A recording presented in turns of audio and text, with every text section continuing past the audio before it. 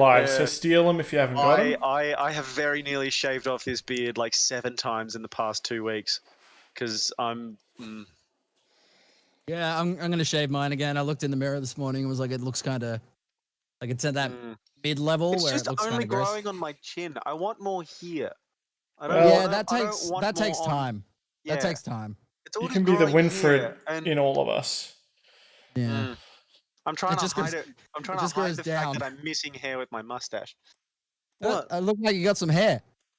Oh, Well, it's I'm a teddy sure bear. this is the best way I to really start. want to share the look that Sophie just gave me because I hinted at the idea that I might shave my beard off. And I can't show you because she's in her underwear and it's not really appropriate. But if you've ever seen like that poster of Deathwing, that's the eye that I just got. All right. Well, that's the start of this week's episode of Tatts and Tarrasques. Minor title Sloobludop, as we may be heading there today. For anyone who's just joined us, we're talking about. You know what? You bastards. I've got your titles around the other way. I'll fix that. It's in post. Yeah. It's weird. Did you guys change your names to Discord? Because it's put Jacob and Timmy in different panels. No, I think it's because last time he logged on before I did, and so they're in different order according to like the order that we're in. So like yeah, that's all good. yeah. When last we left our heroes, Dylan, do you want to give us a bit of a recap? Seeing as you were kind of at the figurehead, as it were, of sort of the climax of last week's episode. Last we left our heroes, we had a bit of a time. We had to fight a nice old Kraken. He was a lovely chap. Ymir jumped off the boat to pursue the lovely chap to give him a good left right good night. When Winfred decided to try and run Ymir and the Kraken over. Now we have a new figurehead and whatever's inside of the Kraken, but we haven't found out yet. But we will know soon enough. On top of that, the ship itself was a little bit damaged and a bit beaten up, having rammed a Ymir, who was mostly just made of rocks, and a Kraken, which was shooting lightning out its butt. And the group had to make a decision of were they going to go to the Grimm's port, home of sort of the Grimm, the Grimm clan, or the Grimmazul clan, Duragar, or were they going to head to Sloobludop? And Sloobludop just sounded so much more fun, according to the merfolk that they're traveling with, that the team decided to just go to Sloobludop to repair their ship. This is a silly place. It's a silly place. Now, as part of the let's pull up the ship, shall we? As part of the Kraken, of course, being on top of the ship, Splug, everyone's favorite goblin chef, comes up and with his chef kit, he's got his knives, the Miracle Blade Perfection series, starts sort of carving off and cutting open parts of the Kraken itself. And who's kind of overseeing this process? Ymir, after going downstairs and getting dried off, Pauly's going to rest. returns to the front of the ship, the bow. The bow? The bow. Bow's the front, yes. Yeah. And returns to the bow of the ship on the upper deck to oversee the process and collect any little goodies. All right.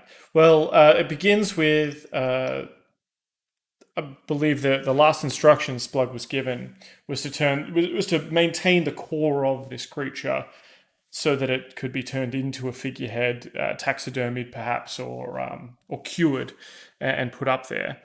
The body of the malformed Kraken lies dead on the deck of your ship. This ancient and at the same time perhaps young creature you see before you is misshapen and horrific. You're not sure if this is a growth malformation or because you hit it with a Ymir. And Splug pulls Could out be either or. the knives and starts cutting some of the damaged tentacles, and cuts open part of it and looks to you, Ymir, and says, "So I've done some of this. Well, what is it? He screeches at you in Goblin, but then Legend. Do you speak Goblin at all? No, I don't believe so. I speak Common and Giant. Okay. I can speak to bears. Only if they're smarter than the average bear. Well, no, he's bearkin. He'd be able to speak to bears, wouldn't he? Surely. You would think that a bearkin could talk with bearkin, right? I don't know about that, man. It depends on the bearkin. If they don't want to talk to you, like... They could, yeah. I mean, you could talk to them. I don't know if they'd understand you or if you'd understand them. Yeah, I don't think they might not care. Yeah, look, okay, fine. So Just after a while, Captain Kingston, or formerly known as Captain Kingston, because he's no longer a captain. He doesn't have his own vessel. Sort of floats on by and acts as translator. And old Raging Rolls himself sort of listens to the screechings of this goblin and turns to you, Ymir, and says, so he reckons there's a lot of meat here, there's a lot of good eating, and so he's gonna start working on that. He also reckons he can salvage one of these tentacles, which you could probably use as a weapon. And then you've got to make a choice. Do you want to preserve the ink sac or do you want to preserve the eye? The eye. Give me the eye. Okay. So Splug gets in there. He's got the butcher's knives out, or the carving knives out, the flensing knives, all kinds of knives, cutting through this soft, gooey flesh. And he's sort of handing just like bits of entrails to you, Ymir. You kind of dried yourself off and toweled yourself off, so you're relatively clean. And now you're just getting like hunks of Kraken thrown at you, and just like splashing on you into your. I don't even know if your arms are like open to catch it or if they just hit you and fall to the death. They're just bouncing off of my half-plate armor. At one point, a Kraken tentacle that you remember fondly sort of is thrown at you and kind of almost like wraps around you like a feather boa. It doesn't constrict you or anything. It's just kind of sitting there, and it seems to crackle a little bit with lightning. And eventually, you say? Yes. And eventually, with some work, Splug hands you this sort of almost like this glass orb, and says some screeches in Goblin, and Rage and Roll says, "Oh, okay, yeah. So this is this Kraken's eye. If we can attune it to the helm and put it on the helm, any creature driving the ship will gain dark vision out to 60 feet out from the front of it, from around the ship." Awesome. Cool. Hell yeah. Does anybody have like anything in Arcana to see if there's any other uses for a Kraken's eye? I'd imagine that Thorendir might. He might. Yeah, but he's currently passed out. He's asleep. Kingston says, "Yeah, this is old Underdark magic. But in doing so, in preserving the eye, you notice that Splug's like hit something, and just sort of this black ink kind of spills all over the front deck of the ship. All right. You just hear a also, can I get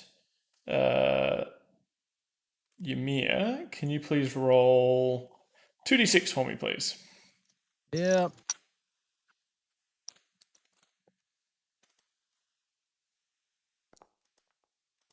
That would be an 8 total. 5 and a 3. 5 and 3.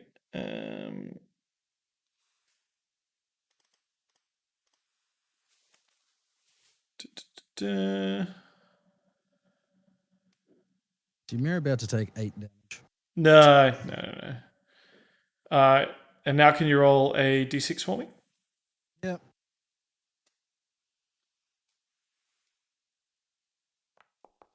That is a 6. 6. Okay. Got one. Okay. Dylan, it still says you're raging at the top of your token. I can't turn that off. Oh. It's with the macro that Dan has. Yeah, like the macro is kind of desynced somehow, where it's like when he's not raging, he has the mark, and when he is, he doesn't. Oh, that's Right. weird. How do I turn that off? That. Toggle combat state. Can't toggle my combat state. Okay.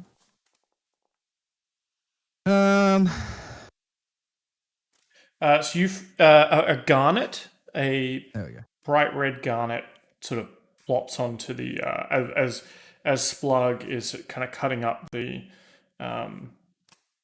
Kraken. A bright red blood garnet Hey. falls onto the deck of the ship. Pops that into his pocket. You, at a glance, reckon this is probably worth 90, probably like 90 gold. On it. Just tracking it through D&D Beyond because it's easier to track. Cool. Where did it? Cost of, yep, so how much gold? 90. 90 gold. Yep. Base one is 100. Changed. Fixed. Cool. Hell yeah.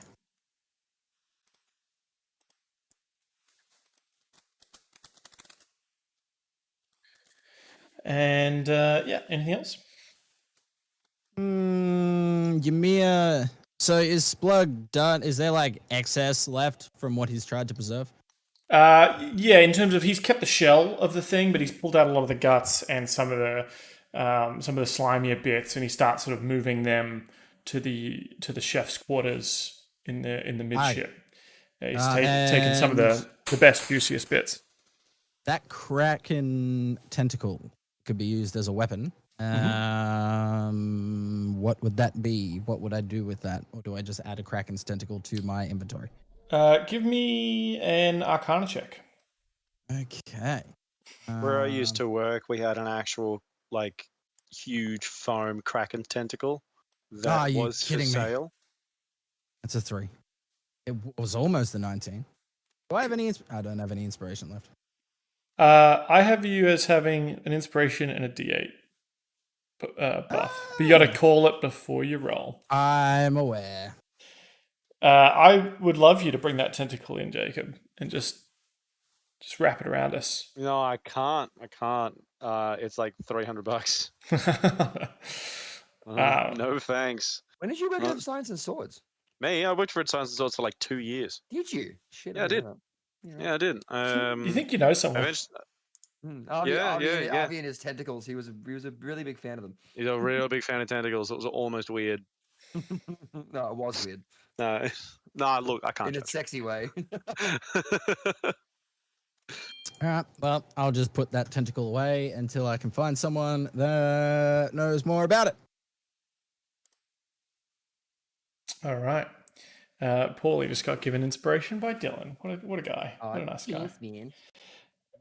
So this tentacle, you think at the very least it would act like a whip with a range of 15 feet.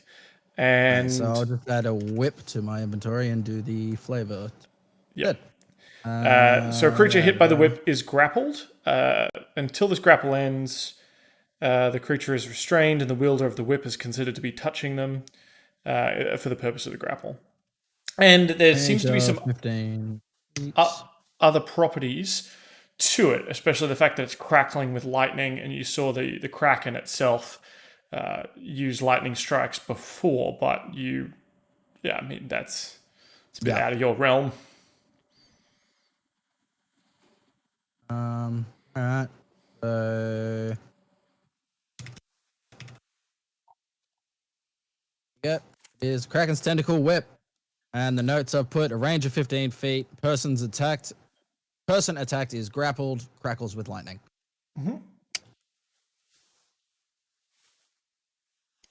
And obviously the Kraken's eye as well is what you got. The Oh yeah. So I better add that. an attuned creature gains dark vision. So the attuned creature would be whoever's on the helm of the ship, out to 60 feet around the ship. Cool. Kraken. Edit. Essentially, Kraken. the ship gets dark vision now. Yeah, that's really cool because my so- vision is shit to begin with. So there's that. And you are a Um, beautiful, you are a beautiful helmsman now. I You am. were reinstated I after those am. sick drifts. I'm a qualified helmsman. Hey, DM Daddy. I tried adding my elemental warhammer, the Fuckbringer, to D&D Beyond, and I couldn't make it into a weapon. I could only make it into an item. Oh, I went into manage equipment and everything. And... You add a warhammer and then flavor the warhammer. Oh, That's how you do okay, it. yeah. cool. Oh, We'll thanks, do man. that for now, and then I can look to create a custom item that we can add in Cool. manually. But for now, yeah, I think it's just flavored, right? And it does like an extra bit of damage if it crits. Yeah, I think what we agreed on was it does damage, and if it hits 19 or 20, I get to roll a d6 of elemental damage Based on what element you're in. based on what element I've got. Yeah, Cool. Yep, that sounds like a thing I would agree to. yeah. Well, you said it, not me. Perfect. Cool. All right. So during this time, well, I guess it's sort of going into late afternoon. Is anyone on watch? Is anyone going to bed? Thorendir's already in bed. Pauly's, I think, mentioned he's in the. I'm gonna rest too. Yes. Yeah, I haven't slept for like at least a day or two because everyone else had their long rest and I kept watch. Yeah, I'm taking a victory nap. That means you should have one level of exhaustion. Yeah, have you actually not slept for a day? How long has it been since then? Yeah, probably. Maybe. Can you give me a con save throw? Absolutely. Is it just a And then flat if this Warhammer? fails- It's not a Warhammer +1 Uh, or anything? I don't think it was a Warhammer +1. It's just a flat Warhammer? Yeah. Wait. Okay. 19. Okay, yeah. So you don't have to blame Dylan for giving you exhaustion. You're able to kind of power through. Awesome. Hey, it's only fair. Only fair. Well, he threw inspiration at you, so it's kind of balances out. Exactly. Fair. It is fair. I'll pay that.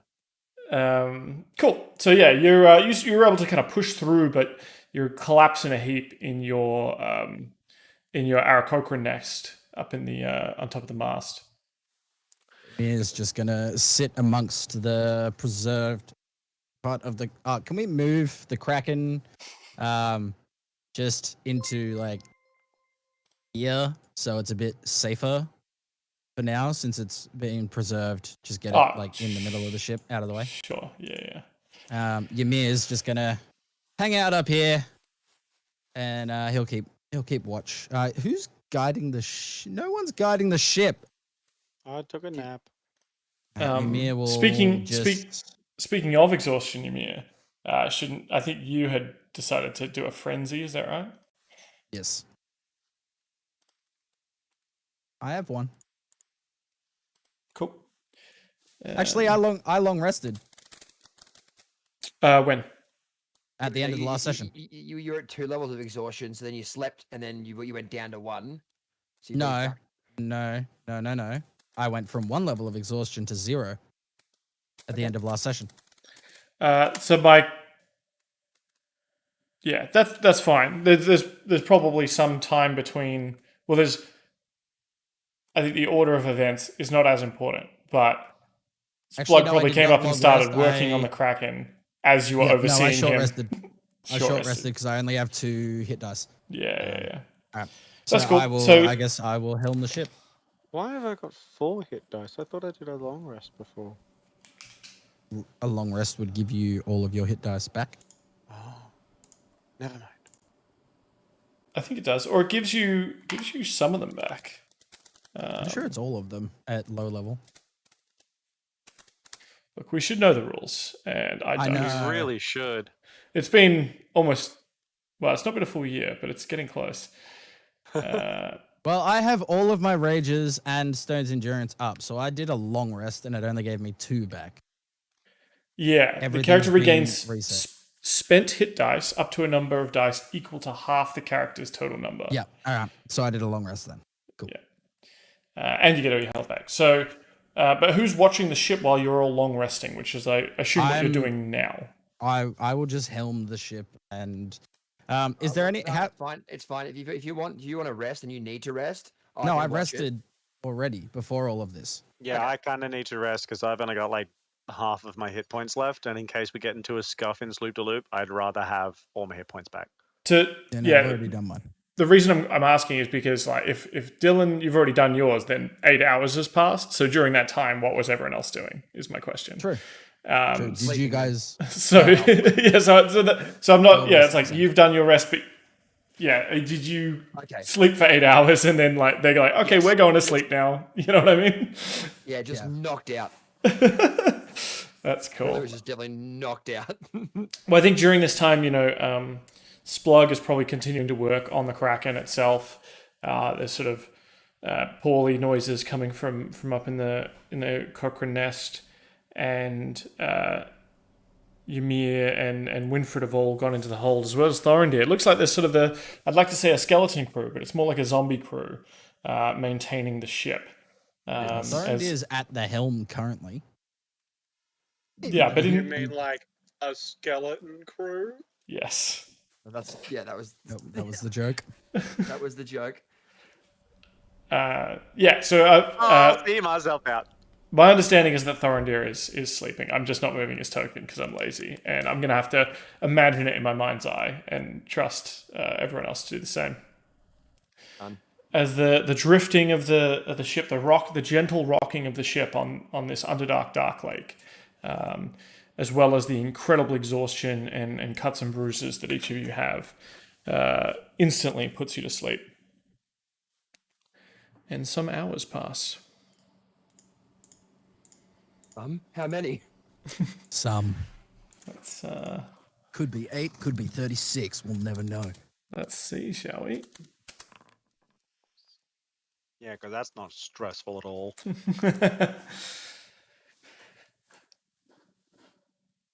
So if you want to move, actually, each of you to where you would be now, I suppose. So Thorendir, or where you are, where you have been sleeping.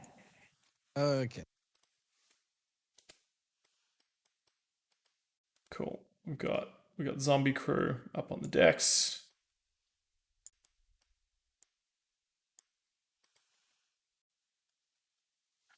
Where's old mate Splug? He's up there too. Okay. Cool. Can each of you give me a perception check, please? I'm asleep. Yeah. Is that You can still wake up. 13. Can I do a perception check with my nose? 7. Yeah.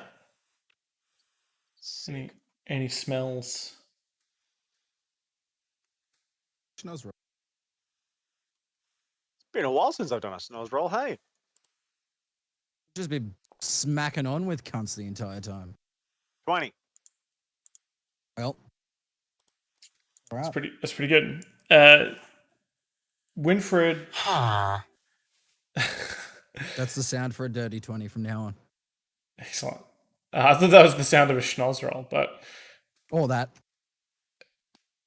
Winfred, you wake up feeling rather refreshed, well rested, if you will. Oh yeah. However, you also smell. You also smell a terrible smell. Not only is the fishy smell of the Kraken, you can smell the sort of another. It's almost like the smell of fish and grease. Just It's bird poo. Pauly. Yeah. Sorry. Go on. starting to emanate around the ship, or sort of, and you can kind of hear the scrabbling of claws and appendages up the walls of the ship, where you are sort of deep within its bowels. You can kind of your nose, your sensitive nose feels a slight change in the air. I scramble upstairs and try to get the attention of anyone that'll hear me. Assuming I'm getting So you. I'm gonna start running. Hang on, I'm gonna start running up deck. Guys. You see, as soon as you enter the mid deck, you see a bunch of fishmen on the deck of the ship, and a couple more. I like fish. Not when they're bipedal. How much did we sleep? You got your full rest. Okay, cool.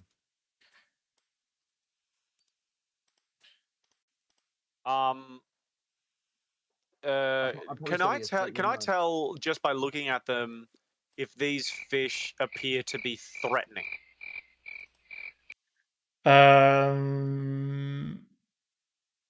Well, they're climbing up the sides of your ship.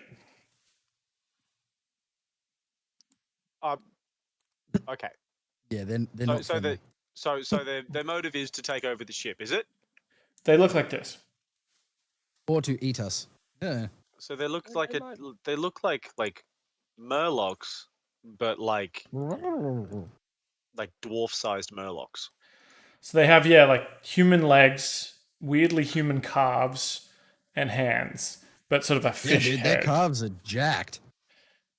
From all the swimming, they do. Yeah, that's a good point. They never skip swim day. And Good point. They probably can't really. Yeah, no, they'd sink. Am I able to just like run past these and up to the top deck, or would I have to make like a disengage? So you've stepped out onto the deck, and so this is that mid deck kind of area. In fact, this is effectively where the Kraken is. But we'll leave it up top just so it's out of everyone's way. Pauly is like just right above you here, of course. And Would I still be dead asleep? I rolled terribly. yeah, probably. I think they'd have to like actively kind of try and wake you up at this point. But your labored breathing has turned to like soft bird-like dreams. Like you're feeling rested. You're just, but now it's like nice dreams, not. It's a bit of the. Also, you're really low in your chair, Timmy. Sometimes I sit low. I don't mean to. No. That's why I thought I'd just give you a heads up. Because all I could see was like the top of your nose. What? Yeah. This is Dylan's posture check. Yeah. I'm looking out for everyone's backs. All right. That's right. Yeah. So you see these creatures on the deck of your ship, Winfred, and Ymir, I think, is sort of running right behind you. Up on the top deck, there seems to be up the bow of the ship where there's 3 more of these things that seem to be standing off with one of the zombie crew. They're sort of the noises they're making are kind of this as they're fucking Murlocs. very much so. What do you do? Murlocs. Love it. Well, I would imagine that like waking up from a nap and also being 900 kilos, I'd feel a little bit disoriented still. So I'm not sure still if these things are here to, here to take over the ship, or like, I don't know. I'm gonna try and wake up the other crew members. Ymir, I'm imagining you're already awake. Yeah, I heard you running. You past you my heard me? room. Okay, cool. I'm going to run in. I'm going to run up to the top deck. I got push to talk on because I got ramen in front of me. I want to run up to the top deck. Oh, wait. Wrong way. Hang on. Still going down. Do it.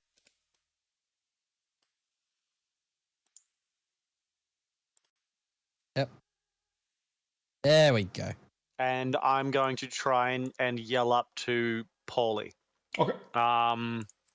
And I don't know what kind of like check you'd like me to do for like vocal cords and how loud I can be, but You're a bear. yeah, I'm a bear, so I'd imagine like me roaring up to Pauly, but Pauly is going to be pretty fucking loud. I'll either accept an intimidation check And to wake him up, or sure. Pauly can just make another perception check, but with advantage. How about I can do this? that now. If I can beat his perception check with my intimidation check, yeah. Either way will wake me up if it's high. Okay. I'll just roll perception. I got high perception. I want to hear the roll though, of the roar. I don't want to do it on a microphone. Anyway, I'm still dead asleep. You might as well give it a shot. I rolled another 7. There you go. I rolled a 9. So it's not much of a roar as much as a pathetic whine. It's like, Pauly! Wake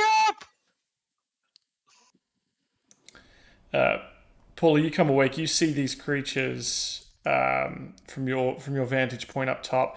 Ymir, as you step onto the midship area, you see these degenerate fish-like humanoids.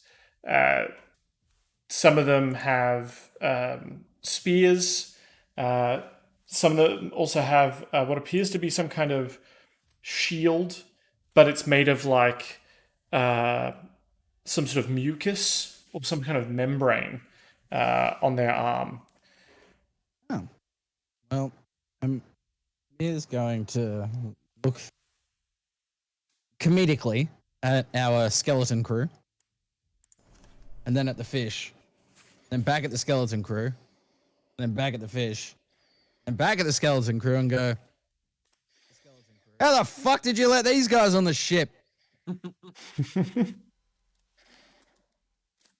I'm assuming all I get back is... Yeah. And we're going to roll initiative. Okay. I really should have done this when I... 17. Hold on, I need to end the last combat. Ah, god damn it. I'm Yeah. gonna roll again. Okay with that. It sucks. That was gonna... Watch me get like a 1. 7, 9. I hate my life. Yes, it's been reset again. Oh, Get a new roll. 8, damn it. Victim Vink says a prayer for Ymir. Thank you very much. Oh, thank you. Thank you, my friend.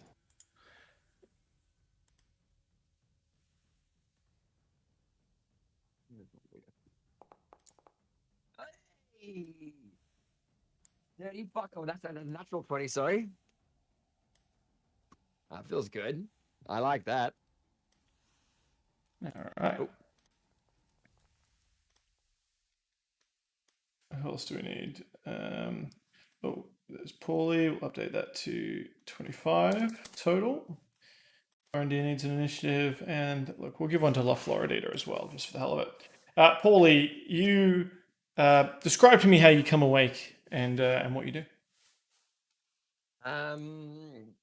I guess like my parrot sense was tingling, you know, and then like basically just immediately fly down onto the shit, like onto the deck, and then brandish my weapon. Actually, I'm gonna land on the Kraken and then brandish my weapon, saying, "Do you want this to be you, fish? We've fried bigger fish than you every fucking day." Yeah, but I hit him with a boat. I didn't hit him with the sword. I can hit him with a boat because there's a lot of them, so I'm gonna need a lot of time. I'm gonna need some time, and then need to like thrown off the bow of the ship, And and then then I can run into him. The one on can the I like intimidate them? sure.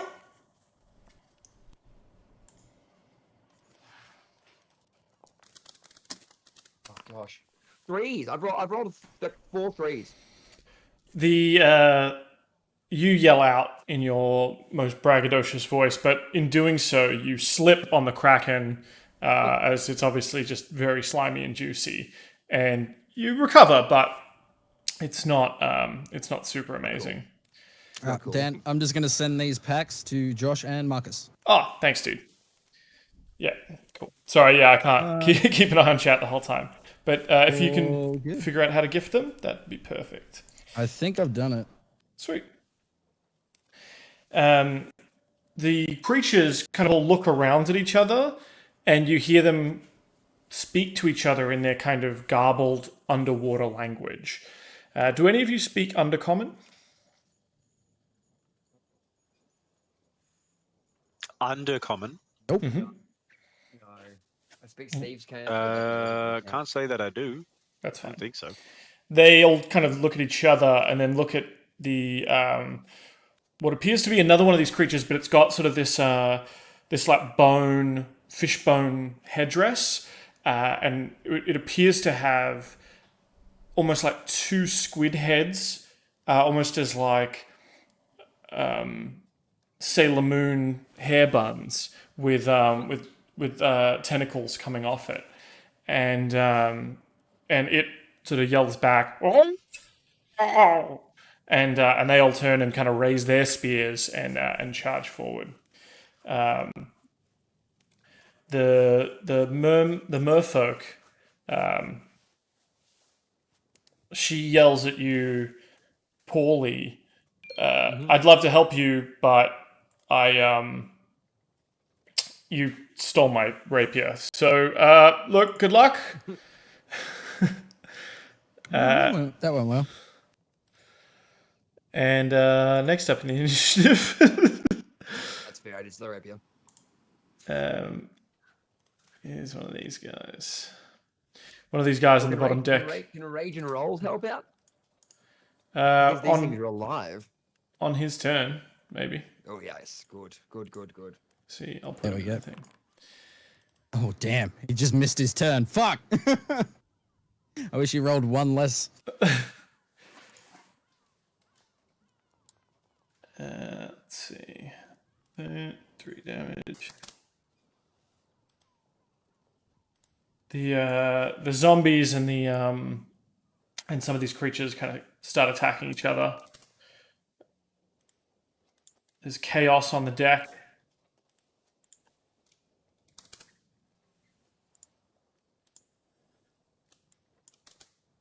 As what's Splug's just hanging out in the kitchen, I think, staying out of it. Oh, they're everywhere. I didn't even look down.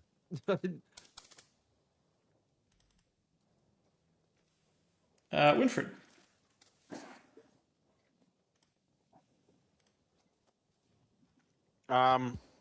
So when I click on Winfred, he's still got a very low line of vision.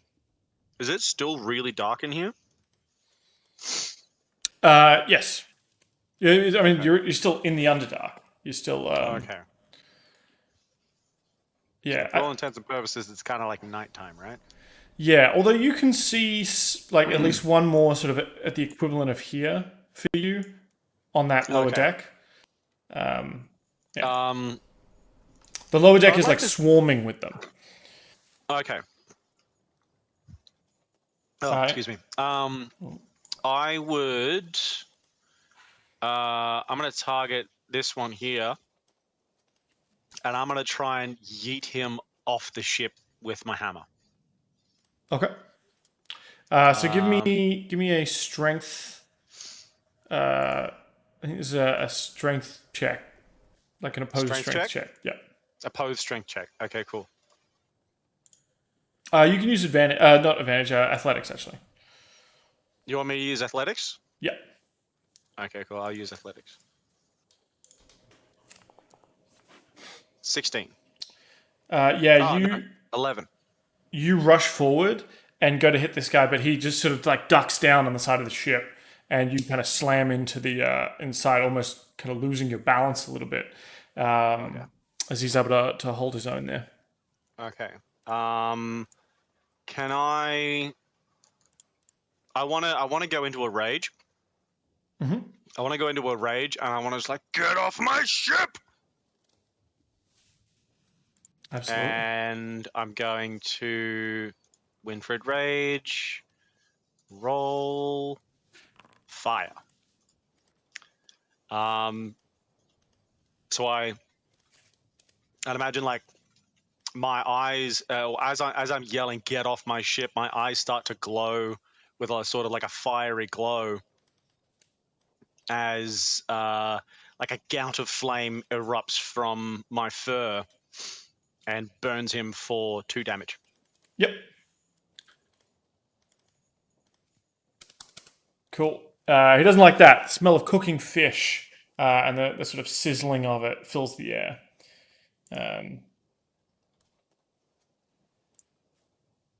Funny meta note. Don't need to worry about it now, but just as future reference.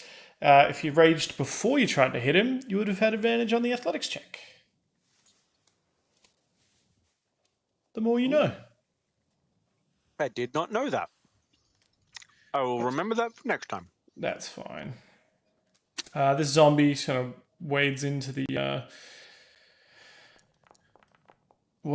creatures and boom, just slams into them. This zombie face. You hear the incredible snoring of Thorendir in the other room. Poor old fella. Having a snooze. Yeah. The Kotoa tries to bite at you, Winfred. The one that you tried to shove off. But no luck, I imagine, as we go straight to Ymir's turn. All right. Well, Ymir's going to rage. So, yeah, let's just pop that. And then I need to do... Oh, I can't turn on the rage. I don't know why. I'll do the macro. There you go. Oh, I was Thank no you. longer raging. Oh, well, There you go. Now you're there we raging. go. All right. Ymir is going to take 1 step forward. Target this old boy over here. He's going to attack him with his trident. Got that long ago. Give it a go because he gets to hold his shield with a trident. Which one is it? The top or bottom one? Sorry. The top one. Yeah. 21 to hit for 10 damage. Yeah, absolutely. So you pull out the trident, the perfect weapon for fighting fishmen. You get in past the shield and just pierce him with it, pulling it out, and sort of this purple guts start bleeding onto the ground while it at you. Very good. And Ymir's just going to chill the fuck out again and just wait.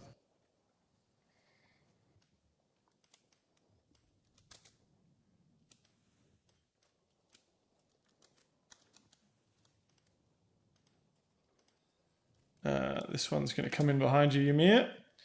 It's going to try and spear you. Man. Yeah, no. 13, I assume, does not hit. The one you have attacked is going to try and bite at you as you sort of unstick your trident from it, but it can't seem to get past any of your nonsense. The other one sort of takes a bite out of the one of the zombies in front of you. Now, I probably need to work out. So, Pauly, are you still on top of the Kraken? Are you kind of on the front of the? I would be on top. I'll be like on top of the Kraken still. Yeah. 1 bite, 2 unarmed strikes. Okay. This guy comes forward and makes some attacks on the zombie crew.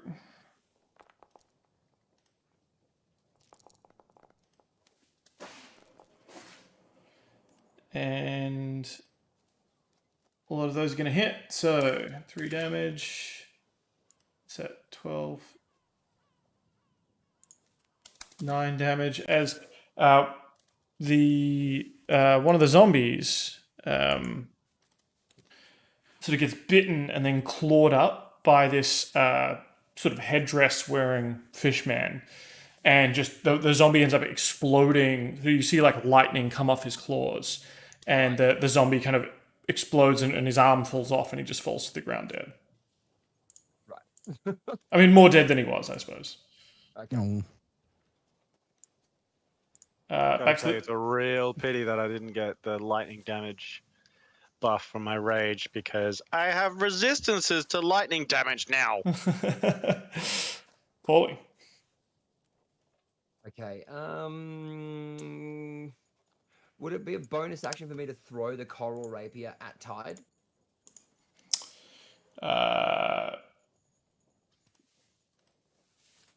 Do you have using an item as like a bonus action?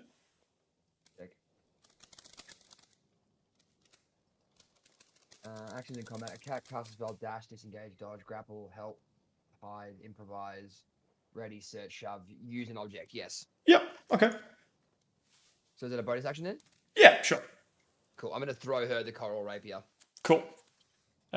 She deftly catches it out of the air as it flies across the ship.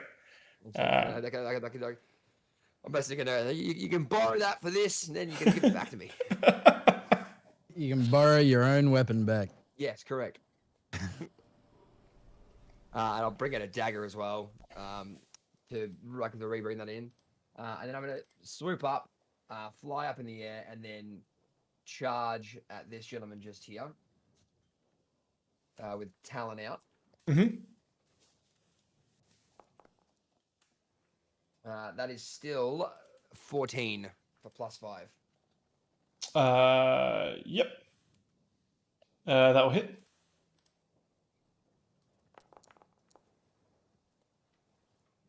$13 damage. I'll be right back. Just gotta close the door. Oh yeah, because there's no one else there. So 13 damage. Cool. This guy takes that. Right. Sorry, no, that's my fault. Don't mind that one. Don't mind that. Don't mind that. Yeah. Oh yeah, because you've already done the throw. Yeah. You dart forward and you know, cut this guy up a little bit with the rapier, spinning through the air, flying. He seems to eat that, and just the madness in his eyes. You notice, like, now that you're up close, the eyes on either side of his head have no eyelids. They are unblinking as he opens his toothed mouth to kind of, you're not sure if it's to grin at you or to be ready to, you know, bite you. Well, I'm definitely going to fly back anyway. I might even fly up into that crow's nest and then hide. So he's going to take an attack of opportunity? No, he cannot. Oh, because you've got your fancy footwork thing, right? I don't think you can hide, though, because you don't have a bonus action. I can't hide. I don't hide, no. Yeah. Cool. All right. The old tide caller, she's going to rush over to where you are, Winfred, and give you a hand here. She's going to try and attack this fisherman with the coral rapier for 10 damage. What's Kingston doing? Kingston's down in the bowels of the ship, and he's going to float up through the floor and look over at you, Ymir, and sort of genie-style, arms crossed, say, fuck, I can't even remember Kingston Rage and Rolls' voice. Was it just super pirate? It was just very pirate. Super pirate. Ymir, these here fish people, they're bad for business. I vote we get them off the ship post-haste. Hurry it up. I'm pretty sure he was supposed to be Barbosa. That was Yeah, essentially yeah, what that you were was going for. that was very Barbosa. Yeah, no, but like that's what you were going for too. I remember that. Yeah. Yeah. Yeah, good. And he's going to reach out and touch one of these fish creatures. But do nothing of the sort. Says, well, I've just woken up to see sometimes it takes a little while to get these fingers going this early in the morning or this late at night in the Underdark. These Kotoa, though, seem to have no problem with the time of day, as one of them tries to spear at you. Nope. Ymir? No? Ymir's still yawning as It's just, yeah, okay.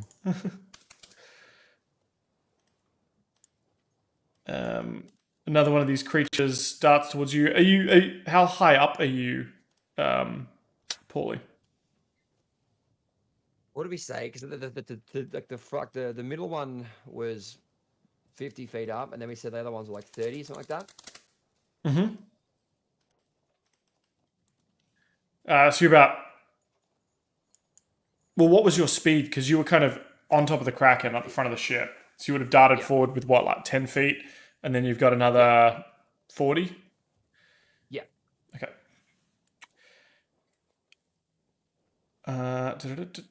Okay. One of the fish people down here, you see him pulling a net off his belt, and he throws a net at you. Okay. Or a net. Yeah. She ever fucking... Does a 12 hit your AC? No. No. So the net kind of goes flying past you and gets caught up in the rigging, as he kind of is upset that he didn't net you, didn't net that win. The zombies are attacking the Koatoa here. Oh mate, one of these Koatoa is a logical Koatoa. What a guy. Like the Spock of Koatoas. That's right. And this is the Kobayashi Maru or whatever. Winfred. Okay. I am back. I'm gonna keep trying to play whack-a-mole with this fucking fish here. Mhm. I want to attack it with my Warhammer. Why does it not automatically just roll for... Am I not doing this right or something? Or like... Look, I'd say yes, just as my default, but I don't know. Probably. I rolled a natty 1. Oof. Rolled a natty 1. I'm going to roll for damage. Yeah, I'm just going to say you slam this hammer into the side of the ship trying to play whack-a-mole with this with this Koatoa, and you deal 11 bludgeoning damage, and just you hear like the snapping of wood and beams as you make another porthole just off the side of the ship. Hang on a second, guys. I think that's his whole turn, so... But we'll see. That's fine. One of the zombies sort of doubles down on the Koatoa you're attacking, Ymir, putting a bit of a beat down on him. The one that's attacking Winfred. In fact, we'll deal with that when we come back to it. Ymir. Yeah, he's gonna attack the same one again. Sorry about No, that, guys. I just had never someone knock on mind. my door. It was very unexpected. That's right. Never mind. I'll go back to... so as you tried to slam into this Koatoa and you hurt the ship, the poor ship, the fish creature with its sort of buckler or its targe made of this weird slimy muck tries to attach your weapon to it. I need you to make a strength saving throw for me, please. No, do not. Hey, do I have a bonus to strength saving throws? I thought I did. Hang on a second. Let me just have a look through my... I think you naturally get a bonus just being a barbarian. I think you get your proficiency modifier to it, and I think you get advantage on strength saving throws. I'm not sure while raging. Strength save. Normal. I'm rolling terribly today. It happens to the best of us. I rolled an 8. I just rolled a nat 1. You have advantage though, so you get to roll twice. Take the better result. Me? Oh, cool. Okay. Yep. I rolled a 4. Okay, so your weapon gets stuck, not only in the side of the ship, but like it's the Kotoa uses this mucus to kind of stick it there, so you are effectively grappled. So you're unable to move while holding on to your weapon. Okay. We'll get to that. Before I end my turn, I just want to like turn around and yell to the other guys. I'm like, guys, these guys are really sticky. Yep. And we go to Ymir.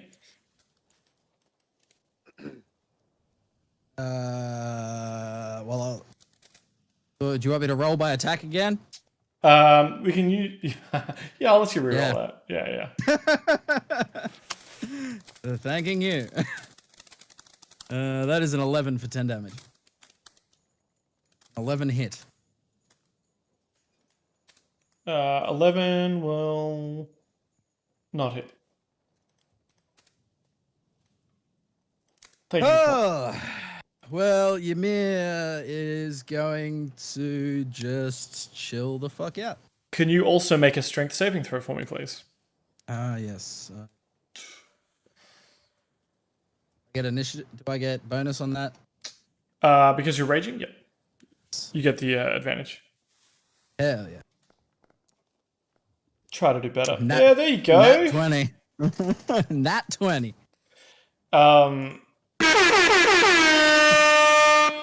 Oh, okay, my ears are burnt. I'll turn that down a bit. Turn that just a smidge.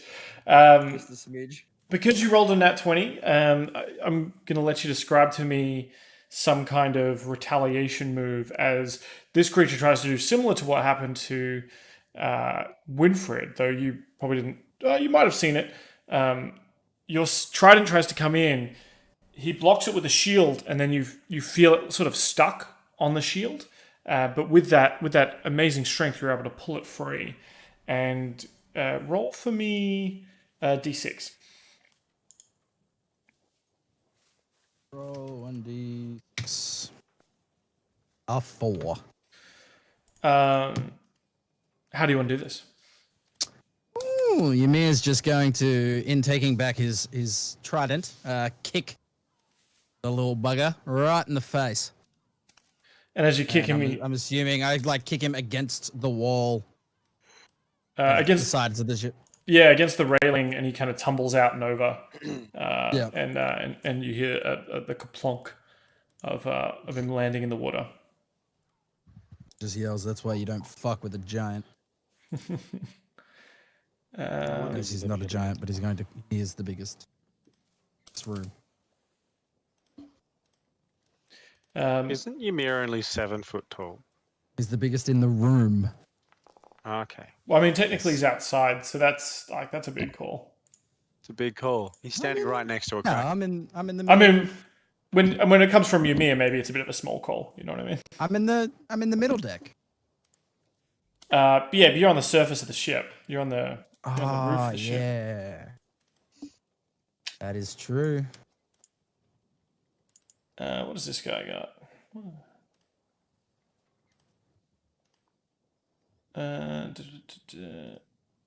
Slippery. Cool. The sort of headdress chieftain-esque looking one of these fish creatures points up at you, Pauly, and gives out and kind of shakes his fist up at you. You can see lightning kind of crackling off his claws. And the other Koatoa that had kind of thrown a net at you, you see starts moving towards, sort of climbing up the rigging to come after you, while this guy comes down to the mid-deck and sees Kingston the old Rage and Roll's captain himself and starts biting and striking at him. Fuck Times can he me. hit? How many times can he hit? He gets 3 attacks. Crazy. Do Uh, not get hit by this guy. and whilst Kingston can kind of shrug off a lot of the sort of general physical damage, you notice that the lightning seems to cut through him like a knife through butter. Right. Pauly. Oh well, I'm gotta. Okay. Interesting. Well, I'm definitely gonna just kill this motherfucker right in front of me. I'm just gonna swoop down on him. Mm-hmm. With 1 second. With Talon. And I'll basically we're swooping down. I'll use my charging again. I feel like I should just add that most of the time I'm going to be adding in that +5. We need to talk about Charger actually. Do we? Yeah. When you use your action to dash, you can use a bonus action to make one melee weapon attack or to shove a creature. If you move at least 10 feet in a straight line immediately before taking this bonus action, you either gain +5 bonus to the attack damage roll or push the target 10 feet away from you. Is that the Charger thing you have? That's the one, correct. Yeah, so we've been doing it wrong in like 2 different ways. Oh, it's a bonus action. So if you dash, which uses your like double your movement speed, Right. then you still get an attack effectively. I'll probably. We might need, we could probably swap that out just because it's different to how you assumed it worked and how I just assumed it worked as well. Yeah. Also, it's the +5 is to the damage roll if you hit, not the attack roll. I thought it was an attack roll. Yeah, so we're getting it wrong in 2 ways. Right. Okay. Yeah. Okay. Cool. It did seem really, really good. Yeah. By the way, does a 16 hit? 16 does hit though, yeah, for sure. Timmy, have you linked your cards account to your Twitch account? What? No, I don't really have a Twitch account. I just got the Captain Bacon Mead one, which I just Yeah, used you need to link the Streamloots account to that so I can send you the pack. Okay. All right. I'll do that in a bit then. Yeah. Just to give you a heads up. 11 damage. Thanks for handling that, Dill. 11 damage, yes. So you're able to, as this creature starts to kind of try climbing up the rigging, you're able to swoop around and do a couple of drive-by attacks. Or flyby attacks, I should say. Buzz the tower, if you will. And get some hits in. Perfect. And then I'll use my dagger as well. Mhm. Boom. 21. That'll definitely hit. 6. How do you want to do this? Just push him off the edge, and then I'll get ready to go down below. So you kind of push him off the rigging, and he falls, and you hear this sort of cracking noise as he sort of his back gets broken by the side of the ship, and then he kind of falls into the ocean, into the UnderOcean. Damn. By your side, Winfred, the mer lady, is sort of rushing forward with this coral rapier and attacks, just poking this creature in its eye, where it lets out a howl and falls back into the water. So it's not holding on to my hammer anymore? Well, actually, that's an excellent point. Its dead body, it falls back, doesn't fall into the water. It stays like stuck there to your hammer. Thanks, fish lady, but I can't use my hammer when it's attached like that. She gives you like a gentle pat and says... A gentle what? Sorry, you cut out there. A gentle pat. Oh, okay. And even though your fur is bristling with fire, she kind of gently, as if like touching a hot stove, kind of gives you a quick pat, and says, "I'm sure you'll figure it out." And she turns to go fight on the lower decks. In fact, oh, fucking hell! All right. She comes down side by side with you, Ymir. Ymir looks over and goes, "Oh, welcome, pod. How are you? She says, well, one kill is mine so far. Ah, very good. We're on even footing then. There we go. Oh, one of your zombies is a political zombie. There you go. I wonder if he's like a cultural Marxist or like a liberal. He's a libertarian. Libertarian zombie, yep. He must die. Oh. Well, it's your turn, Winfred. You are still kind of stuck to the side of the ship here, or your arms are kind of Okay. extended somewhat over the side of the ship. Okay. Well, I have a plan. It's not a great plan, but it's a plan nonetheless. I want to I'm going to like leap from here to the lower deck where these guys are. And I want to do like a sort of a jumping overhead strike. But I want to bring this Murloc with me. Okay. I want to beat a motherfucker with another motherfucker. Yep. All right. So what kind of roll am I going to need to do that? So it's going to take a strength. Can I do an athletics roll? It's going to be a and strength then check, a weapon? strength Okay. saving throw, and it's going to be if you beat an 11, you'll get your weapon free, but it's going to use your whole action. If you can beat I get my weapon free. yeah, Get so your if weapon back from the monster. you get your weapon Oh, back, okay. you know, So- get the creature off, and or like or get it off the ship essentially, because it's kind of stuck to Oh, him okay, and the cool. ship. If you beat it, Oh, so the creature is stuck to the ship and I'm stuck to the creature. Is that right? yeah. Okay. Now, if you beat an 11, I'm going to say you spend your whole action getting disconnected from the ship. If you can beat a 16, I'm going to say you can hit a motherfucker with a motherfucker. Okay, cool. Because like my plan was I wasn't gonna get unstuck from the creature. I was just gonna bring it with me and hit Yep. one of his fucking mates with this guy that's stuck to me. Well, And you just can use him as a weapon. you can still do that, but usually it would take like your full action to kind of put a foot up, Yeah, okay, get cool. it dislodged. But if you can beat So- it, if you can beat a 16, then I'll let you do it all in one fluid movement All right, cool. So strength saving throw with or advantage. ability check. Strength. Saving throw with advantage. Okay, cool.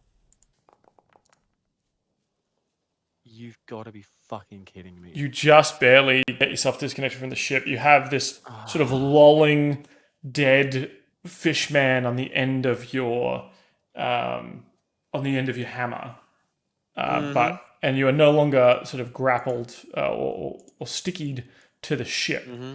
But yeah, you are Okay. But I've just got a dead fish hanging off the end of my hammer. correct, and that is your full action. But you still have your movement and your bonus action. And my bonus action, right? Yep. Okay, cool. I want to like dive on like this fish here. So I want to like jump over like the railing of this ship.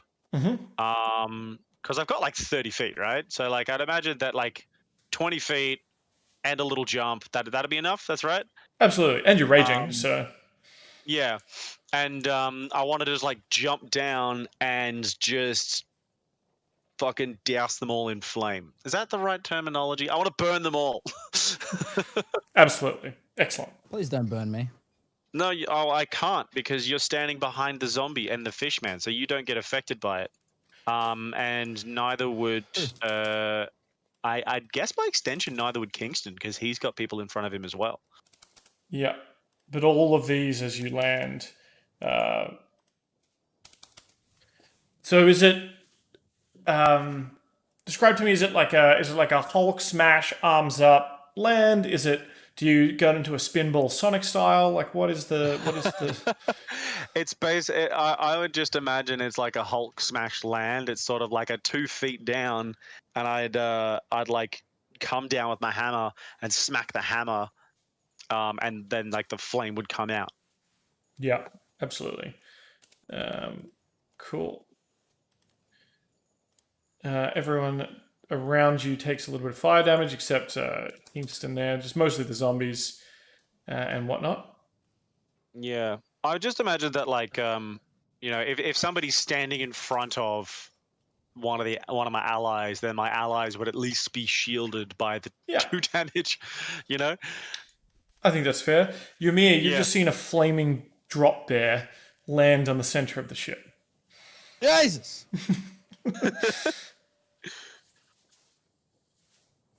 All right. Well, Ymir has had just about enough of this, so he's going to use his action and place his trident, put his trident away, put his shield away, and equip his great axe +1. Then his frenzying attack is going to. Oh, will he No, he's going to ready. He's just going to ready and wait. So you just drop the trident, drop the shield, and pull the axe. I'd like to think that he's put the shield on his back. That's like a whole action, my dude. You can drop stuff for free. Well, no, I'm not doing anything. Oh, you're not attacking. Okay. Yeah. Oh, okay. No, Yeah, he's not that's attacking. fine. That's I'm fine. using my action to put their weapons away and pull out my great axe. Cool. Yeah, and then I'm just gonna wait. All right. If you don't attack though, you don't take damage. Your rage is going to end. Yes, that's if they don't attack me. There's one on my back. Well, You have to take damage or attack. So you haven't taken damage your entire turn, and you haven't attacked. Ah, this is true. All right, I'm gonna frenzy. Okay. Screw it. A frenzy. I was going to say, Dylan, I just dropped in like a nuclear Winfred, and 11 they're to probably going to target me next. No, there's one that's like here on me, so I don't see Yeah, I him can walking see him. away because he'll take a attack of opportunity.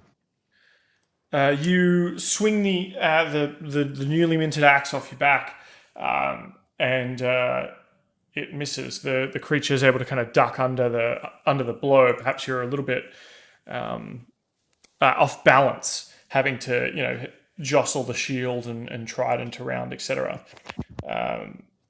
The same again. I'm going to need you to make a strength saving throw with advantage. Yeah. 19 Yeah, for you're a fine. dirty 22. You are not stuck to this creature. Winfred, one of these creatures is going to throw or try and hit you with a spear. Not your biggest fan here. 12 to hit. 12 is my AC, so it doesn't hit. It does hit if that's exactly your armor class for 4 damage. Okay. In return, another spear coming at you, Ymir. I believe that's not going to do it though. Tranquil. Another one at Winfred, who's being the biggest, baddest, flamiest bear in the room. 10 to hit, not going to hit. Nope. And this creature is going to attack the sort of leader-esque chieftain. Is going to attack Rage and Rolls with a bite. Unarmed strike. And unarmed strike. Jesus, he's got some good rolls on those unarmed strikes. So 3. What'd you get? And Off? Kingston is not looking good. As this thing starts sort of berserker barraging into him with the claws, and you see the lightning flowing around, sort of holding him in the material plane, forcing him to take incredible amounts of damage. Pauly, your quarry has been dealt with. You can see the deck below you down here is just awash with fish blood and possibly some scorch marks. I'm gonna zoom on down. I guess I'll just be. A second. There you go. I'll be there, but I'll be attacking them from there. Sure. Attacking that guy, the Koatoa, from the top of the thingo, and I'll start. Yeah. swiping I'll at put them. you here just so you can still see it all. Yeah, cool. Okay. Oh, did that not roll? Did that roll in the chat? There we go. Yep. Cool. 20 will hit. Why did it do that? It's weird. But it didn't add. It didn't go into.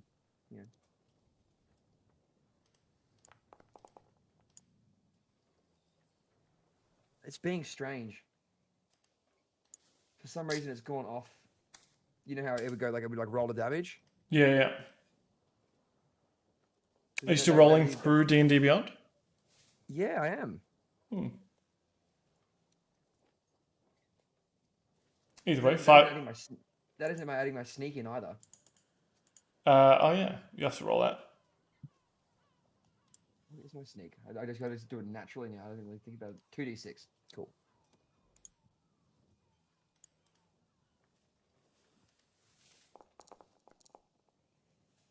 So 14 damage. Cool. So you sort of drop down like an avenging angel with the rapier, and this creature turns its lidless eyes to look at you. Then the second he starts making roar noises, I'm just gonna stab him again. Cool. Perfect. 18. There we go. Why did that work? It's weird. Then 5 damage. Okay. This creature's looking a little bit bloodied, but still, still just as insane as the day you met him. Still kicking. Still kicking it. Tide Pod runs in with their coral rapier and tries to at least do something to help. Oh, I was sorry. gonna move. I was gonna move back out again, just Okay. because. I'll just add just put that you're like 30 feet up. Yeah, cool. That's cool. She's not very good at this. Raging rolls though, not looking great. Starts falling through the floor and phases through to get out of there.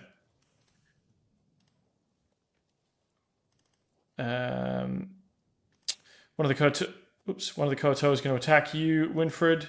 I accidentally clicked advantage. Not going to matter though because he's trash. Neither of them hit. Oh yeah, no, they don't. Okay. And then what's this guy? Boom.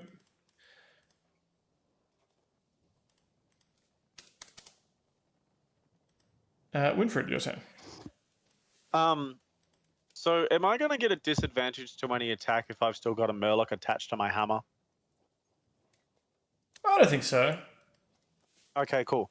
Because I just like the wanna visual. swing- It's just Yeah, so do I. It's like a flail with a dead body attached to it. I want to get. Where's this chieftain one? I'm imagining like those sticky hands that you get at like arcades. I'm just imagining Yeah. that off the edge of a hammer.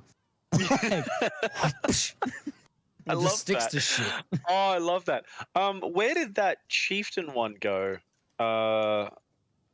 he's over here. I can't see him. Oh, is that one? Is he? Yeah. I want to get to him. But I'm gonna have to go through this one first. So can I just like do a big like a cleave and just try and hit this? I'm not trying to play fucking whack-a-mole with this ship anymore. I've done enough damage to it. So I'm just gonna like do a clean swing to try and hit him. Yeah. I would like to automatically do my rolls instead of having to do them separately. I'll see what I can do with that. You can do it if you roll it from There the we little go. hot bar down the bottom. I did it from my little character sheet on the forge. There we go. 24 to hit for 11 bludgeoning damage. To the guy that's between you and the boss man. Yeet. Yep. So do you want to describe to me how this guy is just completely destroyed? Can I attach him to the dead body that's attached to my hammer? Absolutely. Have a barrel of monkeys kind of thing going on? So you, Dead It's bodies on my very hammer. Can I heavy. do that? if you can describe it to me, you can have it happen. Okay, cool. So like I'm gonna like do a bit of a backswing and try and like swing at this Murloc in front of me. And as I collect him, as I swing, the Murloc that's attached to my hammer is going to come around, and it's kind of just going to fucking slap him off the ground. And he's just going to be like, oof. And then he's attached to the hammer and, like, I don't know, blunt force trauma to the head with a corpse is going to probably kill some. I don't know. Sweet. But yeah, barrel of monkey, barrel of fishman on a hammer. Love it. Cool. Any bonus actions? And I, yeah. I'm also going to, like, look the chieftain in the eye, and then do my bonus action to just like try and intimidate him by letting. It's not my turn yet. Letting another like wreath of flame Yeah, go. no? Yeah. Dylan's just talking to his chat, I assume. Oh, Yeah. okay. Yeah, I was. Can I make an intimidation check? You See can, if I did anything. you can certainly try. Yeah. I rolled a 7. So you kind of eye him off as you let out this burst of flames. I assume that hits everything around you. He's got 2 of his dead fucking chromies hanging off my hammer, and I'm making fish sticks out of his allies. So, like, he better fucking be. Victim open. Tell you to read a message. Cool. So he looks at you and starts like wiggling the tentacles of the sort of double bun Kraken hat he's wearing, or like the octopus hat he's wearing. And there's just sort of like 2 tails on each side of his face, and he kind of wiggles them at you. And he says, Is he blowing raspberries at me? yeah. And he says, he just looks at you and says, Limogugun. Interesting. What happened to? And I'm just gonna look back at him and be like, and I am Winfred. Ymir, you're up. Mir's going to yell, Pauly, you bird-brained idiot! Hurry up and kill that thing! And then he's gonna I'm trying. attack this guy. For an 18 to hit for 7 damage. 18 to hit will definitely hit. 7 damage. There we go. Cool. Still standing though, as you slam into him with the axe, cutting into him deeply. Part of his guts kind of he's still holding together his abdomen. Doesn't look great, but he's still standing with that spear. Unlucky for him. I can hit him again. Oh, well, maybe not. 11 to hit. 17? What? What's wrong? Can I please burn a D4? You got to call it beforehand. How can I call a bardic inspiration beforehand though? Because it's a bardic inspiration. No, but it's from chat. Everything, any buffs from chat have to be burned before you make the roll. That means I'm not going to use any of these ever then, because I can't call them before I use them. Because if I call I'm going to use it and then I roll a 20, then you'll be upset. But you'll be the player who goes, no, we can't use these potions until the boss fight, and then you end the Hey campaign. guys, I'm and gonna take like 30 seconds to go and grab some beers from downstairs. do it. Sorry. That's all right. all be back in a good. We're just having an existential nightmare. Yes. Yeah, Marcus has a good point. If it's going to be an important role, you call it then. You don't want to turn up at the end of the campaign and go like, I'm glad I didn't use all these potions. You just cut out for the whole thing. Well, Marcus says, Oh no, I saw that. yeah. Yeah, You no, don't- that's fair. That's you don't- fair. I thought we meant that for the like whole reroll thing. I didn't realize we were doing that for like the bardic inspirations and shit that we get. But no, that's fine. Yeah, so anything from chat, got to call it before. Anything from Thorendir, you get to call afterwards. Okay. That makes sense? Yeah. Well, do I have anything else that I can do before Ymir decides to cry on the floor?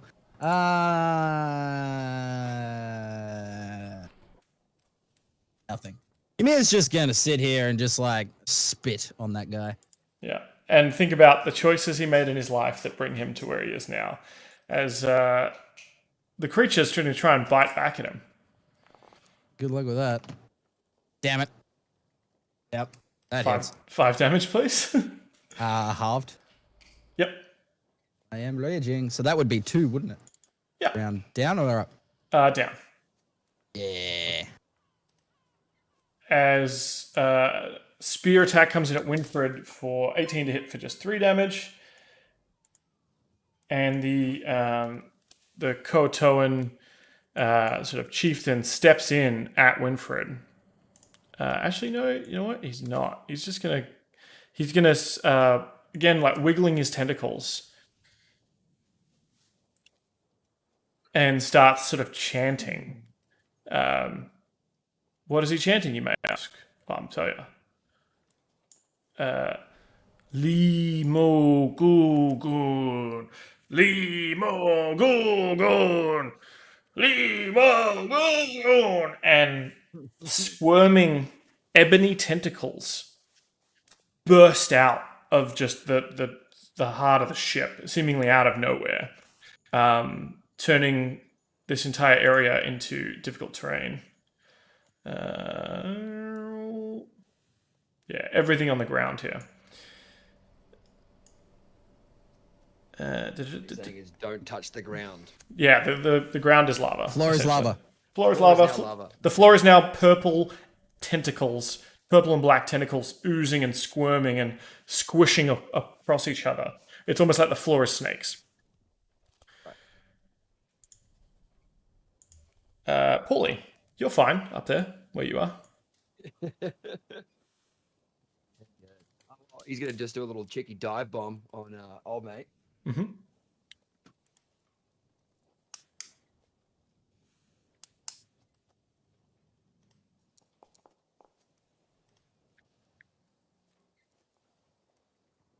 Okay, does Dwight? Okay, let's work this out. Does 15 hit? I have the wrong tool. 15 does hit. Perfect. 19 damage. That's huge. He has to make That's a very big hit. he has to make a con saving throw off that too. Why's that? Because he's channeling a spell. Oh. I believe that's okay though. I'm gonna hit him again. Just to Okay. make sure. Also, Dylan, if you look in the redemption queue, someone would like you to say 24. something in Ymir's voice. 24 hits. 6.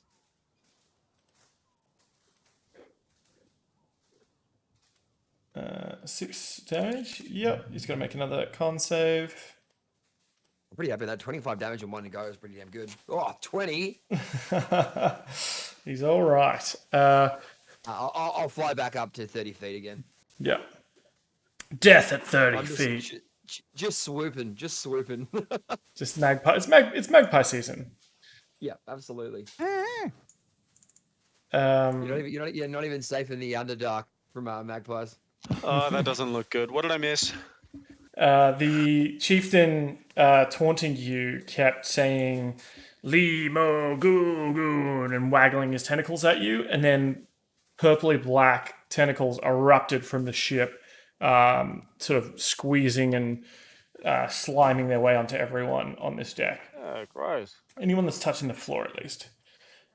Oh, Which is everyone but Pauly. right.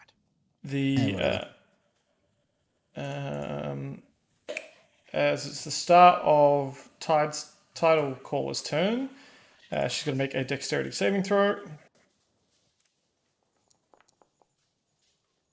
She's fine. So she's going to take this time to attack old mate in front of her.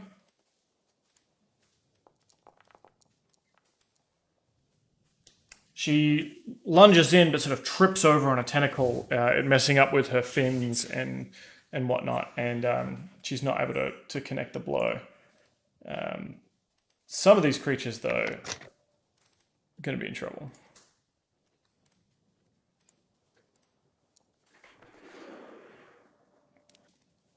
Ooh, that's not great for him. The tentacles kind of writhe and smash and slam into the Kotoas as well as the zombies.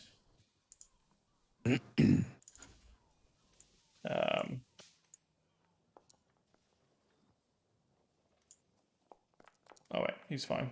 That zombie's weirdly dexterous. This guy may not be so lucky. His tentacles come slamming in and around, actually cleaning up a lot of these Kotoans more than it is your crew, weirdly enough. In fact, one of the tentacles kind of picks up one of the fish creatures and just slams him and then crushes him into the deck of the ship. And you worry that that's a stain that's going to be very hard to get out. Winfred, give me a dexterity saving throw, please. Yeah. As sure. tentacles that you're standing on, despite sort of the heat of your fur, kind of rise up and try and grab you and crush you. Dexterity saving throw. Do I get any advantages because I'm raging? I think you get an advantage because you've got danger sense. Cool.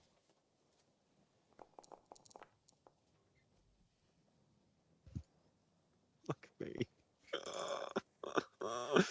Oh, these rolls are terrible today. Yeah. You take 14 bludgeoning damage, Jesus. halved because of your raging. And then 7. and you are restrained as the tentacles kind of wrap around you and hold you in place. You can make your on your turn. You can either stay restrained or you can use your action to try and break out with a strength check.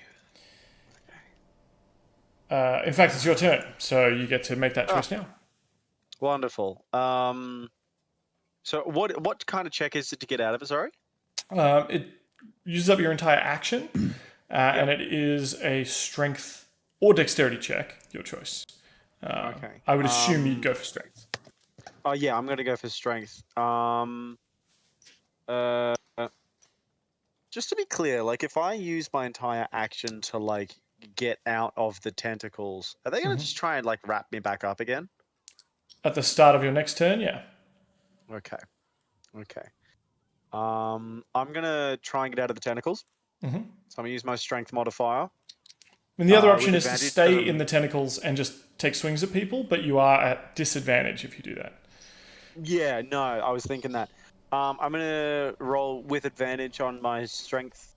Is it a saving throw or a check? Saving throw. Saving throw. Okay, cool. Saving throw and with advantage because I've got rage still Sure. on. Yep. Come on. Oh, thank fuck for that. Okay, cool. So I ripped myself out of these tentacles with like just vicious force, and then I'm gonna go and swing at the chieftain, the shaman chieftain dude, with my warhammer with 2 dead bodies attached to it. In the only way that Winfred knows how, a full fucking send. I don't have any advantages to attack. Well, that was your full action. Oh, right. Okay, cool. You can do your bonus action. My bonus action. You can move and you can do your bonus action. Okay, cool. With my bonus action, am I allowed to like grapple or anything like that? Not currently, unless you take currently? a feat that lets you, like Barroom Brawler or something, I think lets you do stuff Yep. like that. But Okay, in your cool. current state, I think you can just activate Rage and then reactivate Rage. Okay, cool. Okay, cool. Well, I'm just gonna, instead of attacking the chieftain, I'm just going to rip myself out of these tentacles and use my bonus action to do 2 damage to everybody else. And it's pretty much just going to be me getting really, really angry at these tentacles. And because I'm getting really, really frustrated with these tentacles things holding me down, my body erupts with more fire because you made the bear angry. Perfect. Some of these these fish are not looking great. They're looking char grilled on one side, bear grills, if you will, on one side, and your zombies are fine. Ymir, can I get a dexterity saving throw though, please? Oh, double nat 20. 2 nat 20! Fuck.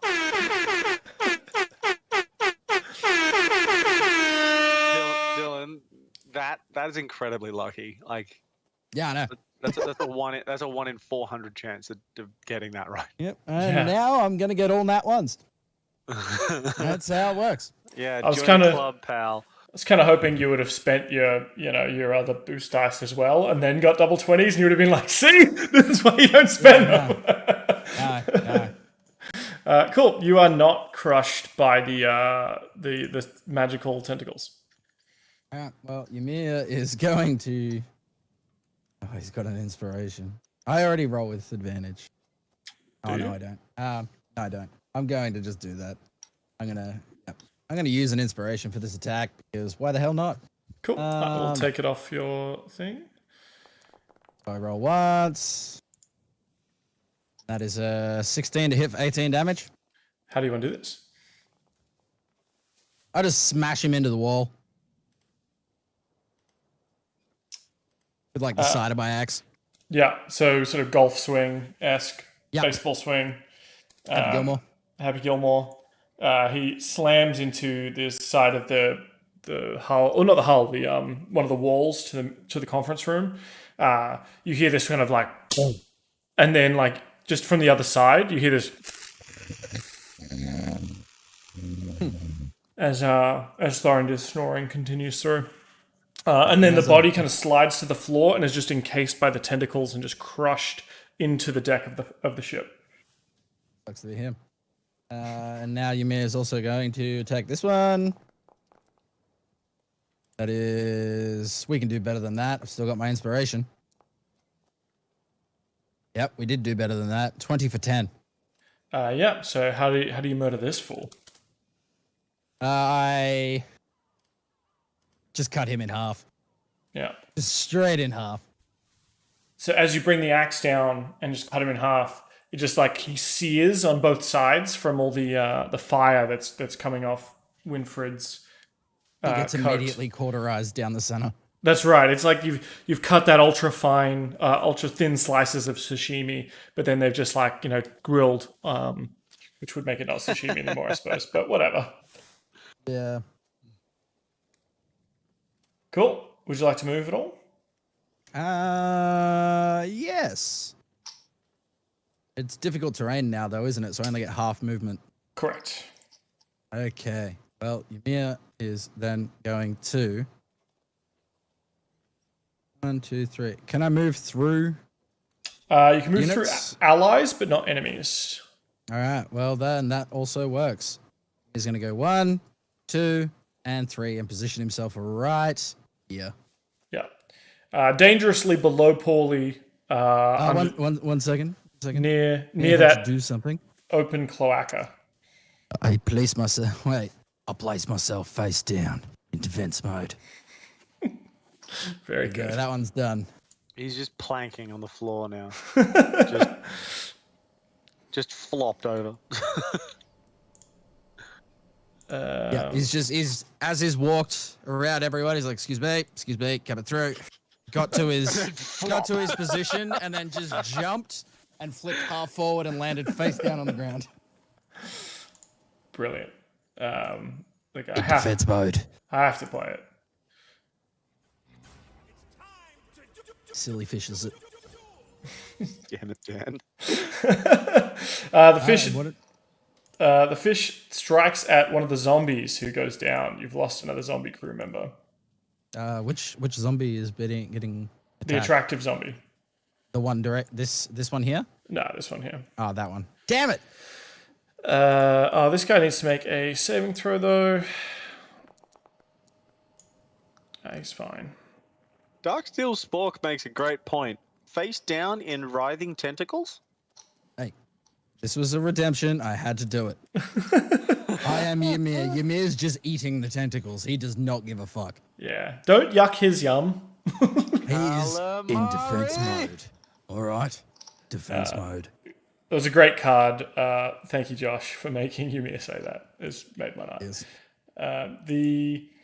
In return, though, as you're there, sort of in defense mode, the shaman chieftain guy is going to try and get at you. He Me comes or in. Pauly? Pauly's 30 feet in the air, so That's he's a coming. very good point. He's coming at you first up. He's going to try and bite you. Yeah. No luck on that one. And then he comes in swinging with 2 unarmed strikes. That one hit. Ba-boom. So one of the claws is able to make it past your defenses, despite being in defense mode, and rakes you for 3 bludgeoning damage, which you get to halve, and then 4 lightning damage, which you do not. So 5 total. Yep. And he's sort of standing there taunting you still. Limu go go go. Ymir's just going to yell back, can't you see I'm in defense mode? Pauly. Perfect. Right. Same again. I'm just gonna swoop that bad boy. It's pretty much my job right now. This just in, Pauly's a magpie. Oh, but he's got the cable ties on top of his head, Pauly. Look out. Yeah. Pauly lost an eye. 21 to hit, 17 damage. How do you want to do this? Just punch him right through. Kind of just like stab through and then just Just kick the off top of his kick head. off the blade, kick off the blade, and then just stand on top of him. As you murder him, the tentacles start sort of sucking themselves back through the floorboards of the ship with like a kind of sound, and they're going to let go of their quarries and disappear.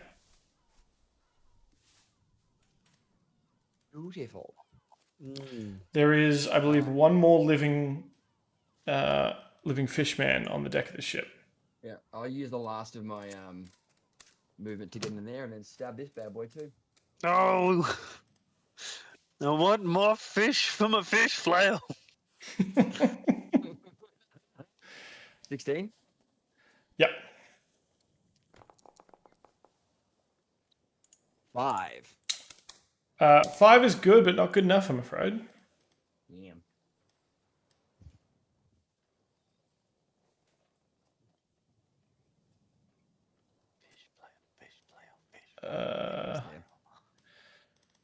The tide caller with her rapier, seeing you on the other side of this fish, just looks you in the eye, Pauly, leans forward and misses.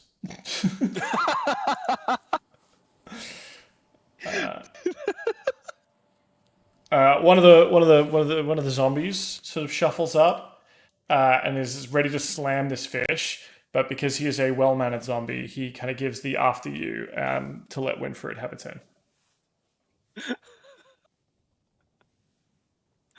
Okay. I want to smack this fish with his fucking friends. I want to smack a motherfucker with a couple of motherfuckers. Hang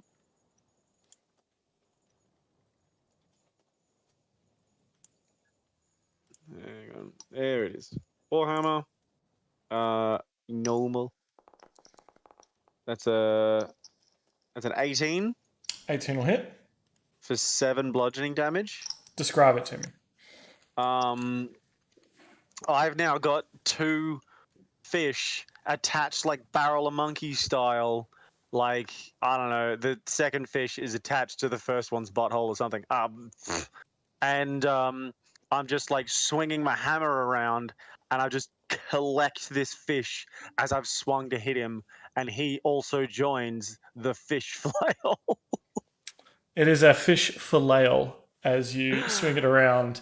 So the last gasp of this thing is before a big thonk and a kind of a squishy noise, as you now have 3 fish on the end of your hammer stuck there. Fantastic. And now I want to do like a Super Bowl touchdown with these 3 fish that are attached to it, like straight down on the side of the ship to try and like break them off and throw them off the ship. Cool. All right, give me a strength check. Oh God. Just a ability check. Yeah, with advantage. You're still raging. Yeah. That's a 12. It starts off well, and you kind of scrape them off the side of the ship. You're trying to slam dunk them, pigskin. Yep. What happens? You slip a little bit though, and it just doesn't look as good as you'd hoped. Okay. As you're I just slipped on fish guts, did I? yeah. Okay. That's a fucking relief. I thought I did damage to myself. No, not that bad. Not that bad. But just cool. everyone who is still alive, which is 2 of your zombie crew members, Pauly, Ymir. Do they feel embarrassed for me, do they? There's a bit of that, I think. Ymir Okay, just cool. walks back onto the upper deck, shaking his head. Alright, cool. Because, like, all I want to do is, like, get off of my...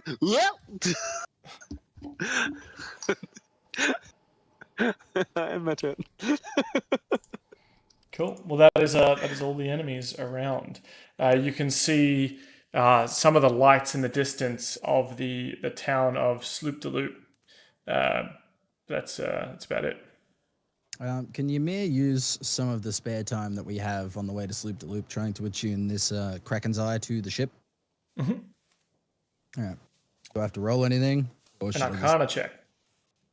Okay. Ba-bow. Yeah, well, that's fine. That's pretty good. Yep. Describe to me like what. So this Kraken's Eye seems to be almost made of some kind of glass or diamond, some sort of hard substance. It has almost like a snow globe-esque kind of inside to it. There's like a milky white fluid inside. Right, And would it be? Does it have to be attuned to the capstan? It's the capstan that's the wheel, isn't it? sure. Is the capstan the anchor thing? Marcus. Yes, would it know. is actually. It's the Capstan wheel. anchor. Yeah, it's the wheel. Does it have to be slotted into the wheel to Capstan give? raises the anchor. Yes. And releases. Would it have to be slotted into the wheel, or does it have to go on the bow of the ship? As it's your ship, why don't you tell me? Well, I mean, it's because you said it gives dark vision from the front of the ship. Yep. I'm just trying to figure out, is it like a light? Does it work like a giant spotlight on the front, or is it like just magically inclined that it allows you to see more from the wheel over to 60 feet in front of the ship? Well, here's a little bit of a peek behind the kimono. Let's have a look in, like a little bit of a let's look in and see the goods that Dan is hiding. That's right. Let's look under the kilt and see what Dan's organized. So I gave you an option between the eye and the ink sack. So the ink sack was a defensive item that would help you like cloak the ship if you're in trouble, right? Make an ink cloud. Yep. However, Kraken's Eye helps you with seeing others. So it's like the opposite thing. So I honestly don't really care where you put it. You shove it up Ymir's butthole for all I care. But if you describe it as a really cool location, then whoever's helming the ship gets that dark vision, so they can essentially drive the motherfucking thing. If they don't have dark to see we're it as going to a... need to tape Ymir to the front of the ship. It's like a By his flashlight. Ymir is going to By his use it butthole. as a magical, like... To Ymir's understanding, it emits a magical light from the front of the ship, but he's going to... But only the It person is- driving the ship Only can the see person it. driving the ship can see, yes. Yes. So in seeing that, Ymir's going to go, okay, well, this needs to be on the wheel, because it has to grant powers to whoever's manning the ship, the wheel. So he's going to pull out bearing the his, ship. Yes, pull out his woodworking tools. He's going to hollow out a little section in the middle of the middle join where the wheel actually joins to. Going to hollow out a little section in there, and he's going to fit the eye into the middle of the wheel. Excellent. So as it turns, it sort of rolls around, and the cloudy. Oh no! Like the eye stays. The wheel spins around the eye. The eye just stays completely fixed in one spot. It's socketed into the center of like the actual like the shaft that the wheel. Oh, okay, around. right. So it's not part of the spin. Okay, yeah, I get you. No, yeah. This It's is just, important. like, in a socket there now. This is important for my theater of the mind, and it is for everyone else's too. The only movement it has then is when sort of there's particular waves, or the ship rolls or something like that. You do see some of the milky substance kind of like flow in and around like an 8-ball or a snow globe. But otherwise, it kind of sits perfectly still there, and the wheel turns around it. And as you put your hands on the helm and give it a bit of a test turn, you can see out 60 feet around the ship not every direction at the same time, but like as you look around, you have dark vision out to 60 feet around the ship. Give me a perception check. Cool. Perception. He's going to use his D8 Bardic Inspiration for this one. Let me just redeem that one. I can redeem it on here to remove it from the. There we go. It's redeemed. It's done. It is ready to go. Ymir is going to make a perception check because he's not very good at those. Well, it's a 16 plus a roll 1d8. Oh, well. That's excellent. 24. You see across between you and Sloobludop, the small lights of Sloobludop. In fact, wait, not this one. Oh, I've done the wrong one. Everyone, shut your eyes. I'm just kidding. This is what you see. Across the way, the city of Sloobludop. However, on its way to, so you see like a couple of lights in the distance. This kind of ramshackle, bridged town on the rocks, and with a couple of some sort of mushroom trees and things like that in the distance. Between you and that city, you see a small raft making its way to you, and on that raft are a number of other creatures. More fish creatures, in fact. Ow. Like the same sort with the 24, would I be able to see if they're the same sort of fish creatures as the ones that we just murked? Absolutely. So let me, where's my little notes here? Yes, you see 6 of the regular kind of rank and file soldiers that you were just fighting, 2 sort of shaman-esque looking fish that you could summon tentacles and things like that. They appear to they have slightly different headdresses on. Then they don't have the octopus Sailor Moon thing going on. And led in front of them is sort of this Koton who's standing a little bit taller and seems to be wearing sort of deep green robes and is holding a staff. And he's sort of standing at the front of their small raft / Viking boat as they make their way towards you. Okay, I immediately call out to Tide Pod because I'm assuming she can communicate a bit better than I can, and just get her ready. She says, "Absolutely, I can communicate better than you, Ymir. What would you like me to do?" As they approach. On the 24, would I be able to tell if they are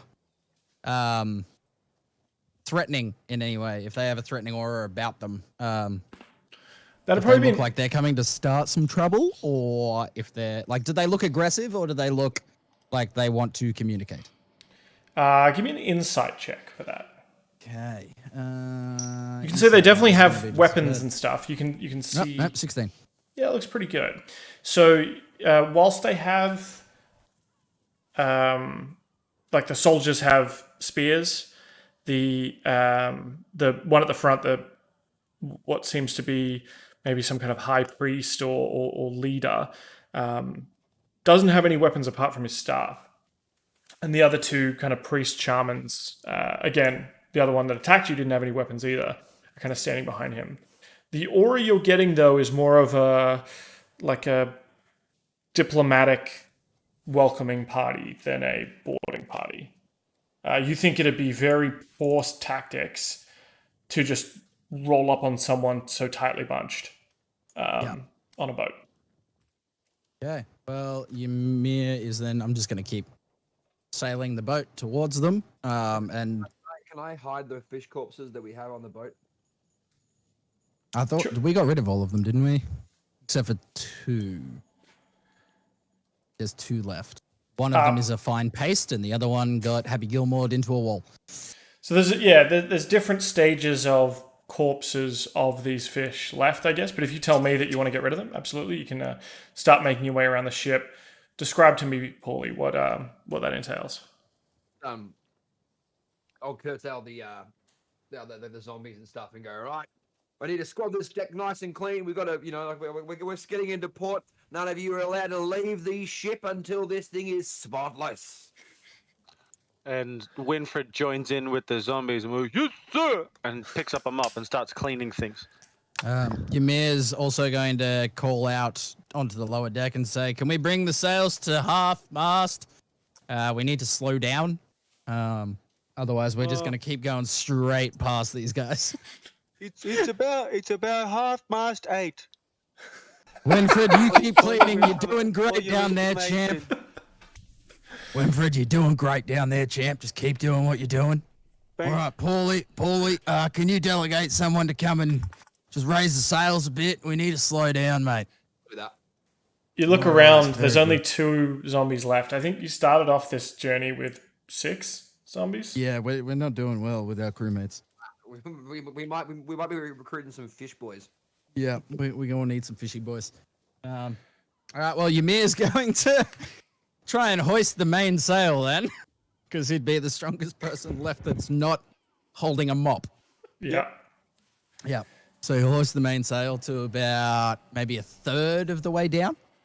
Give me a boat handling check. I was going to say, Does that fall under? That falls under for you because you're not trained in water vehicles, just a D20. Would it just be strength? Nope, just a 'Cause it's- D20. It's a flat D20. Yep. Let's roll 1d20. Come on. Yep, we're good. 18. That's pretty good. So you're able to sort of bring the boat in, slow it down somewhat as the Kotoan dignitary party kind of join you, or pull up alongside. Yep. I'm going to say to Tide, Yeah. just please inform them of our intentions just to make port and repairs. We mean them no ill will. I'll let them know you are our translator because I do not speak their language. So you can see them here off the side of the ship. They come close, and when they're sort of a reasonable distance away, sort of 10, 20 feet, you see the one at the front sort of holds his arms up and gives you a... Is that how I think it is? Good up, boys. G'day, Aaron. Oh. How you doing, buddy? Good. Busy day. Let me... Yeah, fair. Welcome. We missed you. I missed you guys too.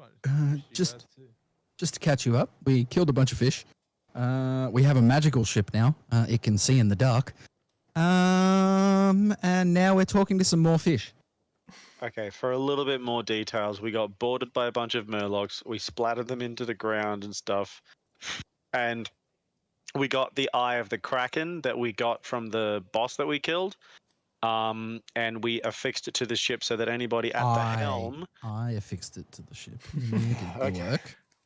Dylan There is affixed no- it to the ship, so Ymir. anybody driving the ship, shut the fuck up. Anybody driving the ship can get Do dark you vision have for 60 woodworking feet. tools?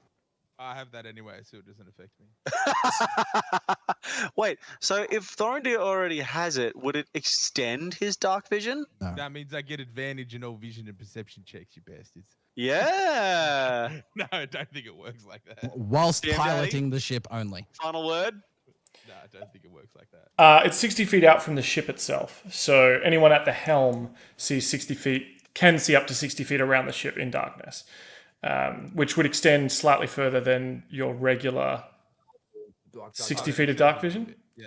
Especially if you're at the back of the ship, it's kind of extending your vision a ship length, right? Yeah. Ah, cool. Double. Yeah. But that's just for whoever's at the helm. And now we're talking to fishmen. Yep. Having a good talk, having a good chat. Little gather. Just having a bit of an old chin wag, the old gill wag, if you will. Nice. And I just need Timmy, to fix. did you do that thing? What thing? The linking of your accounts? No. Yeah. Check so I could send it out. Thanks, Dylan. All All good. good. Cool. So yeah, Thorendir, you are awoken to the sound of mopping and cleaning on the ship. Sick. We're on a tight ship. I can't hear Aaron. Bruh. Oh, there he is. What's been going on here? And Thorendir gets up, puts his boots on, grabs his hat, puts on his fancy coat, and walks on out. And I assume I see a whole bunch of boys talking to fish.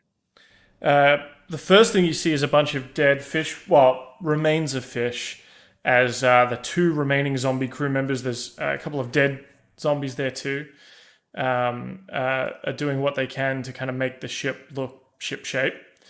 And Winfred. And Winfred is also helping. Off the port side, you can see another group of fishmen. Let me send a photo of them to everyone, just so we can all remember what these guys look like. Is this going to be horrifying? Gross. Not that bad. No, they're not that bad. I'm just being dramatic. Did I have just a question? Did I have a long rest Yep. from we killed? Yeah, awesome. Oh, you're the longest rest, mate. Maybe. Yeah. Winfred was yelling out for help, and all we could hear was Grimsbane. Grimsbane, fortune. Mate, he was pretty exhausted in his mind after fucking fucking the Kraken the whole time, boys. Yeah, look, it's understandable. It is understandable. Yeah. You can't expect a boy to just mindfuck a Kraken and then get back up and go again. Oh, speaking of mind fucking a Kraken, what would you say Thorendir's knowledge of Arcana is? I'm proficient. All right. Ymir has something to show you eventually. But continuing on, what these guys say in response to my hello? So you wave hello, is that right? Or what do you say? I wave hello, and I told Tide Pod to let them know that we just want to make port and make some repairs, maybe stock up. We mean them no harm. She responds in kind with her own kind of and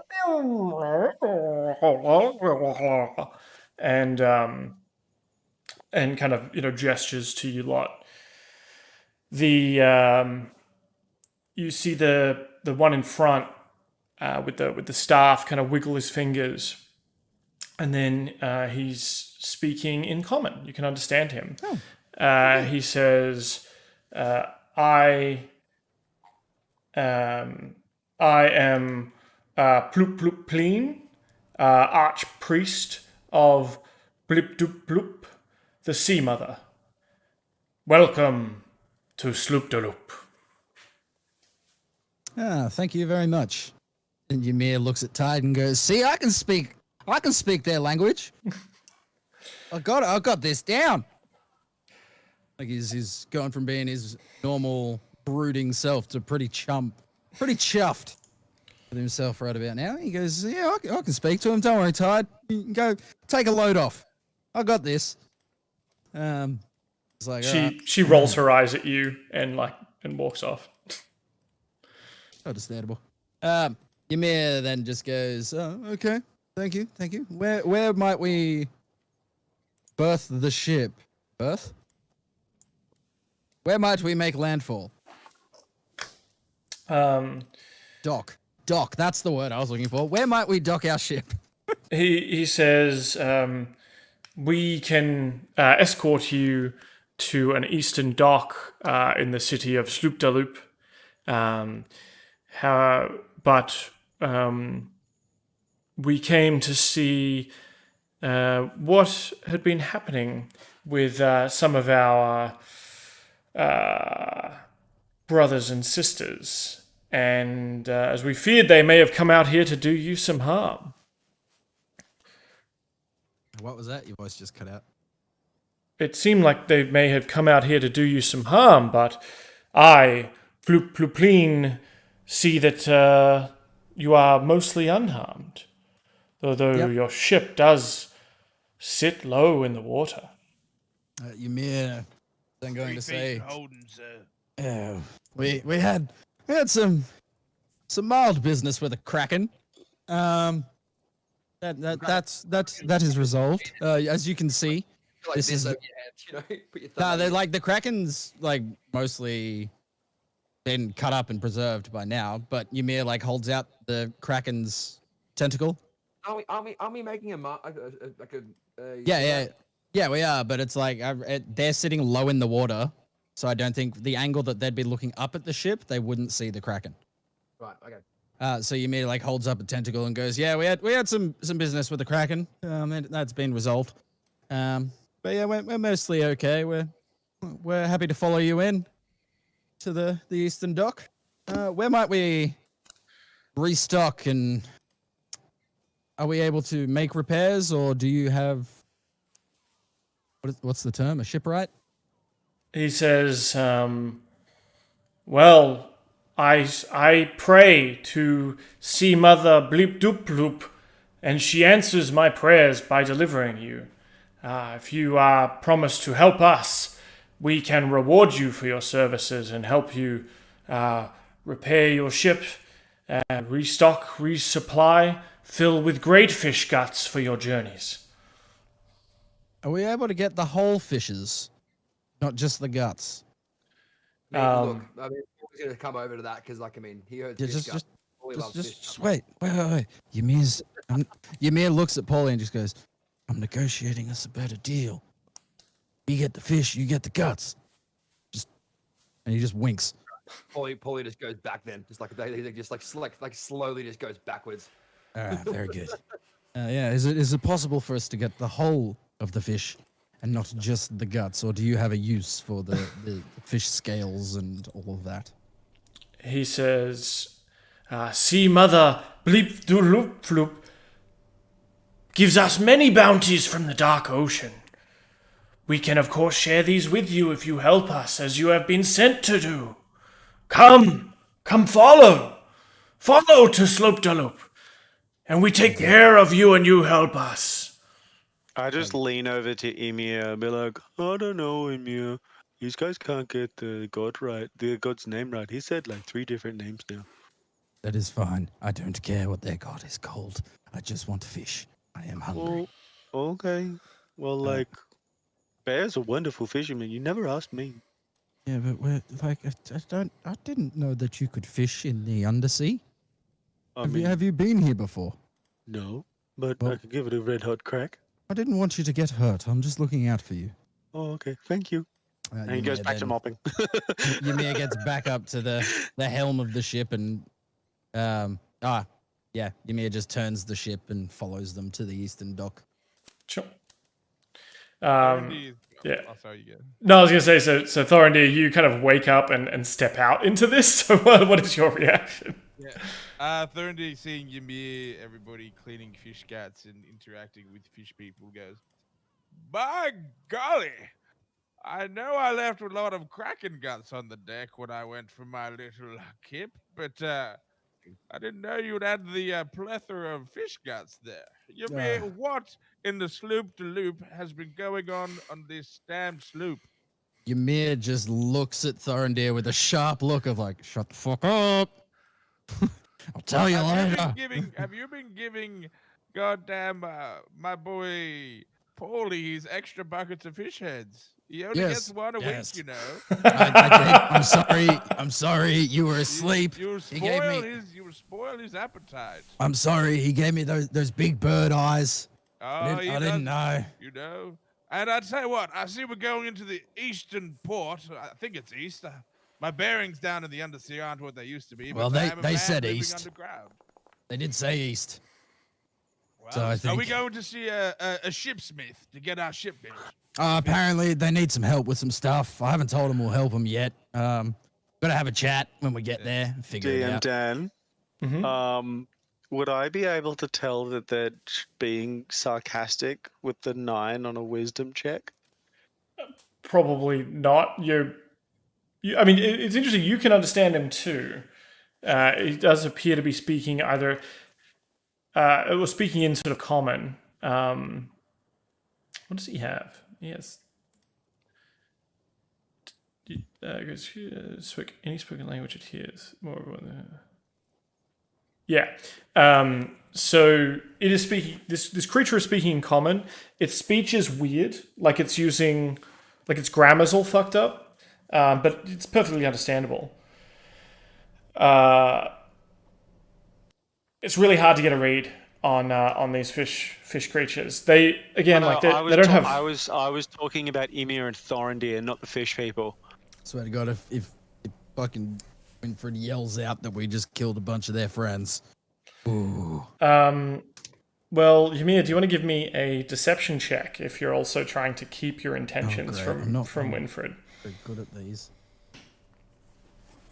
I think you guys are underestimating how aggressively stupid this 900 kilo bear is. Hey, wait. Now I'm going to use an inspiration. I think I have an inspiration.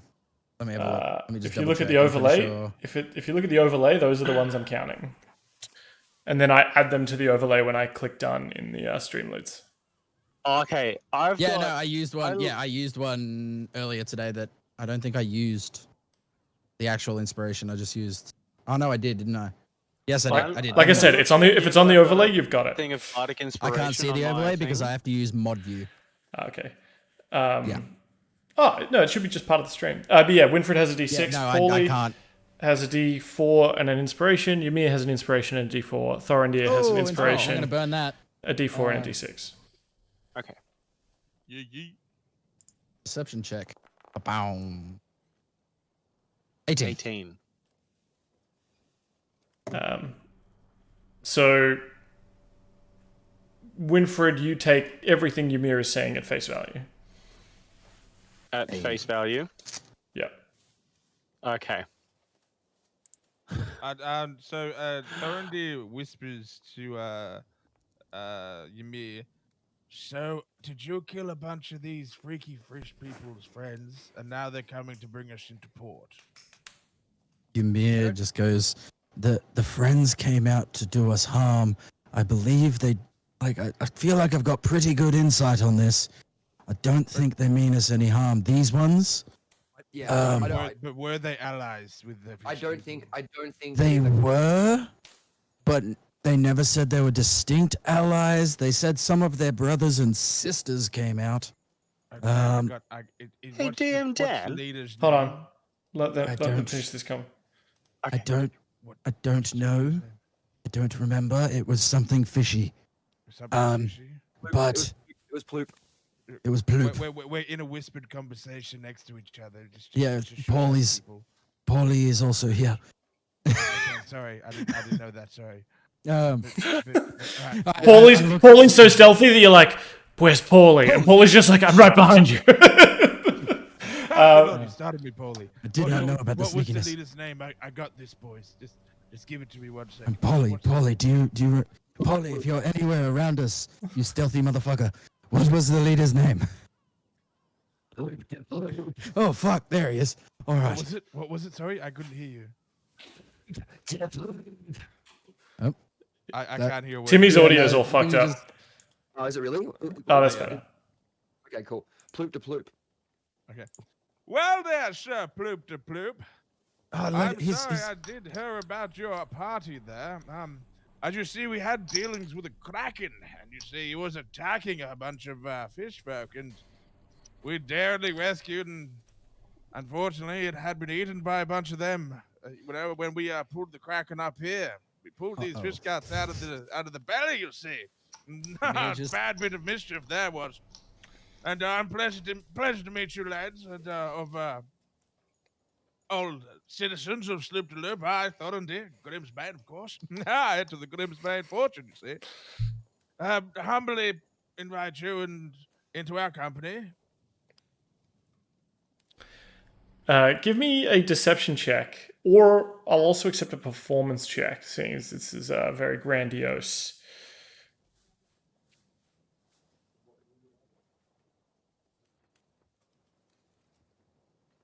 Will a 19 do? I think so. Let me see. Actually, let's check what this guy's. This guy picks up what you're putting down. Lana is cute. She just made me brownies and then ice cream. Aww. Fuck for that. Ymir was just the whole time that Thorendir was talking. Ymir has a hand on the wheel. He's just shaking his head, like I could have swore I just had this conversation. Yeah, Just so this, driving it home. this Ploop, or Ploop to his friends, says in sort of a weird kind of. He's obviously speaking common, but it's through magic, I guess. So it's like Google translating for him. So some stuff's a little bit off. Faerun translator, I guess, maybe not Google. And Fantasy Google.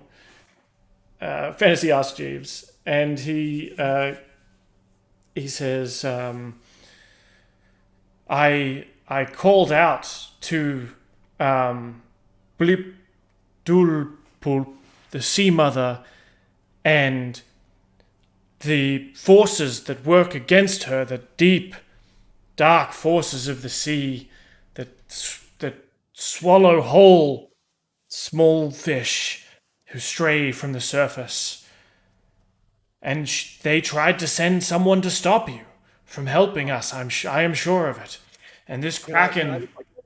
Can I grab one of those corpses, like that main corpse, and then just like hoist it up? It's like, is this one of those bad guys? He says, it seems to me that between these Koatoa who have gone astray and delved, who have made a pact with something deep underwater in the dark, still waters, and this Kraken creature perhaps was sent from the same people. This dark force that sees to overturn and dry out the fish mother. You have been sent to help us. You are her chosen champions. Yes, it is sounding familiar. I am a champion, of course, and we will help your fish mother. So let me get this straight. Is he saying that the fish people that attacked us before were allied with a deep, dark god that isn't the Kraken that we killed? Yes. And The malnourished Kraken. the malformed Kraken. Malformed, sorry. No, you're right. And Malnourished, malformed. Could be the same. yeah, either or. And now we are the champions of a The fish mother, people. Yes. The fish people god. Am I getting all this right? Yes, Yeah. circles and roundabouts there, Wingfoot. Circles and roundabouts. But surely, yes. It's better to enter a town as a champion than as a people with a broken ship in need of help. Okay. Like, yes, just I'm casting message right now to Winfred, so we can have this conversation, and no one else can hear us, Winfred. So I'll explain it to you best I can. my boy. Winfred, you hear a voice like appear right as if Thorendir is standing right next to you. I'm just imagine that Thorendir, whilst I'm having this internal conversation with Thorendir, like Thorendir's just standing there, like pondering, stroking his like I don't know if bears have beards, but Look, I like his believe chin because- hairs, Yeah. and he's just like, and then the message from Thorendir comes into his head, and he's like, "Oh, thank you." No, the really funny thing is, like, it's an internal monologue, so I'm speaking you in my mind, and you can reply with your thoughts, but you don't know that, so everything you're saying, you're probably saying out loud. So which like negates the purpose of message, but it's pretty funny. Oh dear. Since I'm assuming we are now just boating into port, Yeah, Ymir chewing the fat, my boy. Ymir is going to give Thorendir a D8 inspiration. Second, I'm just going to use that. Just to be safe. It's a bit weird that Bard gets given inspiration. All right, now do we all remember how inspirations work that are given from chat? Because Dylan forgot. Yep. You use them before a roll? You got to call it out before a roll, and then Ymir is going to show Thorendir the Kraken's whip that he got. Because Ymir doesn't know enough about magic and arcana to know what it does. You would like me to have a look at this whip, my boy? Please inspect it for me, my friend. Well, I will use the D8 inspiration on the arcana check. Hey. So Ymir hands you a Kraken tentacle, like a big, heavy-looking, like a Maddie turning oning hentai tentacle that clearly has just come off this malformed Kraken. Yeah. I'm sorry, that was. Did that okay. did that hit you in your fun spots, did it, Jacob? No, That that was is, just a. Nat 20. Oh. That's not even. That too loud or good? That was perfect. Yeah. So you didn't need to use the D8 inspiration, but No. I'm you going to do said it anyway. you because- said you did because you have to declare it. Yeah. Yeah. And I know, and I only say that because I know it pisses Dylan off because he wants to know. It's okay. If It's it's okay. worth I using forgot. it. I genuinely forgot. 23. Cool. So you heft this thing. It's pretty heavy, but it reaches out. The way Splug has put it together, he's even sort of seared sort of the end, so there's not like bits falling out of it anymore. And with a strike, you could use it as a whip. It would reach out 15 feet. A creature hit by this whip is considered grappled. Until the grapple ends, the creature is restrained, etc. You notice that there's this sort of like, as you give it a couple of test whips, there's this like crack of electricity. And you feel that anyone grasped by the tentacle, you could sort of channel electricity through the whip. In game terms, if you grapple someone with the whip, you can just bonus action to cast Shocking Grasp through the whip. Yeah. And you could do that 3 times a day. Also, any lightning spells that require touch would be able to be channeled through the whip as well. Well, you see, my boy Ymir, this tentacle, you whip it at people, they will get caught in it, and then you can shock them with the energy of the Kraken itself, my boy.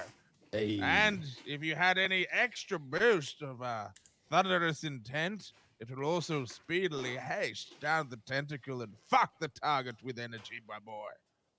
Fantastic. Ymir just coils it back up and puts it at his side. Thank you for And, that, Thorendir. Thorendir then messages Winfred as his cantrip. It seems Ymir's got a powerful weapon that if one elementalist ever decides to use lightning, maybe grab a hold of the whip Ymir's using and fuck the guy who's caught in it. Winfred says out loud, thinking that he's Yeah. talking to the voice inside his Right. head. Didn't mean It's to. a good thing that none of my spells require me to touch someone. Very nice. Ymir's just like Oh, don't you Ymir's have just electricity and shit? Huh? Yeah, no, but I have a 30-foot range on mine. Oh, well then. Cool. Yeah. Like I You- can zap people with a bolt of lightning if I'm in thunder form. I can zap people with a bolt of lightning within 30 feet. Oh, cool. See, I thought So long it as they're was, within like, line of sight, yeah. I thought it was like within like 10 feet of you. So I thought it No. might be the damage. That's my fire spell. That's anyone that's the within fire my one. aura, and everyone within my aura takes 2 damage. Okay. Oh, good. I got Um, confused. Although Yeah, it would no, be you're fine. You're fine. it would be thematically accurate for you to whip someone and then blanker electricity, shocking grasp up the whip and hit them. Yeah, that is Double true. electric. Yeah. I think my DDC. I'll be back in a sec. Yeah, unfortunately, I don't have any spells, so I've only got my barbarian rage. I would like some spells, but I don't have any yet. Yeah. Also, you can't cast spells while raging. Oh. But make you dumber. this tentacle effectively comes with the spell Shocking Grasp. If you have grappled someone with the whip, then as a bonus action, you can use your bonus action to cast Shocking Grasp, which I think is just like a touch cantrip to do a little bit of extra damage. Cool. So yeah, Ymir has that coiled around his person, just rubbing That's that just, like, tentacle up on his Massive shoulder. tentacle just on this, like, yeah, basically like a bandolier. It's like throwing it over. The old Wait, Wookiee- so are you Wookiee wrapping bandolier. the electrical? It has to be cast. It's It not has automatic. it has to be cast. You have to choose to cast Shocking Grasp He- through it. It's not he's- automatically shocking. He's wrapped electrical cable around himself, essentially. but it's not currently causing electricity. If I choose to use Shocking Grasp while I'm wearing this, I can hurt myself. So what you're saying is you've got something that has like suckers on it, right? And the suckers have to my teeth. armor. You. And the suckers have My teeth, armor. remember? And Yeah. teeth. Yeah, So it's if wrapped around you- my armor. If you can't successfully detach this from your person, because you said you've got it wrapped around like a bandolier, right? It could be backwards. Bear Let with him me for a finish. second, Yeah, let- alright? Let Jacob finish. Bear with him. I'll hear you out. So, what you're saying is, if you can't successfully remove this thing from your person and you hold on to the handle of it, you effectively cast Shocking Grasp on yourself. I have to choose to cast Shocking Grasp. It's not as soon as I grab it, it casts. It's a cast that has to be used. Okay. I hope you Yes. don't get a critical fumble, because I can just see Yeah. the tail end of that tentacle just swinging down, hitting yourself in the nuts and electric look, shocking yourself. But if I can't get it off my person, it is now a fancy bit of flair added to my armor. Fuck me, dude. It'll Alright. electrocute you when any critical fail. Yeah. Pretty much, yes. Yeah. Very comedically, to the point of you'll see his skeleton flashing. It's like You just it's like all cast Shocking James's- Grasp on yourself. Nah, it's like all of James's Pokemon in like from Team Rocket, when he's like Yeah. attack them and it just eats it. Pretty much. Cool. All right. The priest and his entourage, his retinue, take you to Sloobludop. The excellent city of Sloobludop. Oh fuck yeah! That looks really cool. Let me find where it is. So Sloobludop spreads out along the rocky shore of the waters of the sort of undersea that you're in, with high fences of woven netting to the north and south of the village boundary. Sloobludop's cavern is almost entirely the cavern around is almost entirely dark, except for a couple of dim lights from phosphorescent fungus and coral that kind of illuminate some of the streets and even some of the houses. even then, the lights that are being emitted are dim light. They're not sort of these bright lights by any means. And as you sort of make your way closer into shore, you see a lot of Koatoa just kind of like shuffling around the streets, going about their business. A lot of the city is also kind of built with bridges and platforms strung about, connecting various levels and whatnot.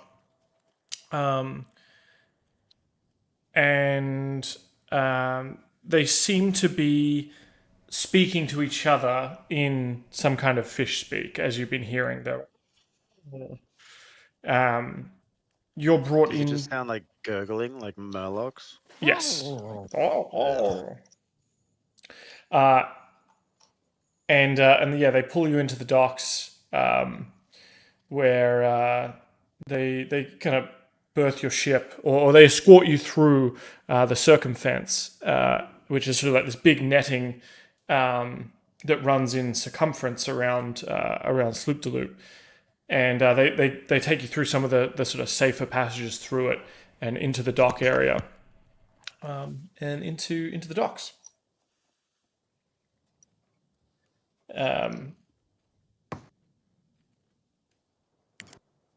All right, Ymir is going to speak to their leader again.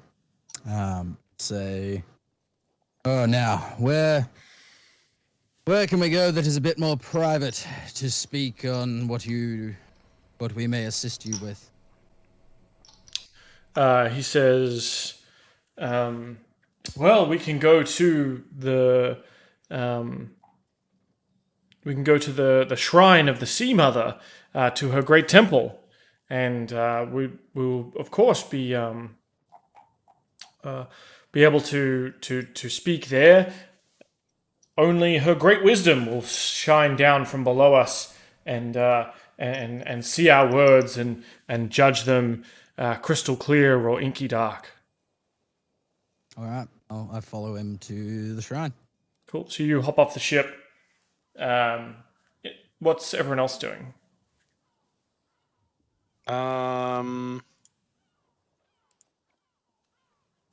Winfred is going to see what he can do about repairing the ship because he feels really bad for putting holes in it. Okay. How does Winfred go about doing that?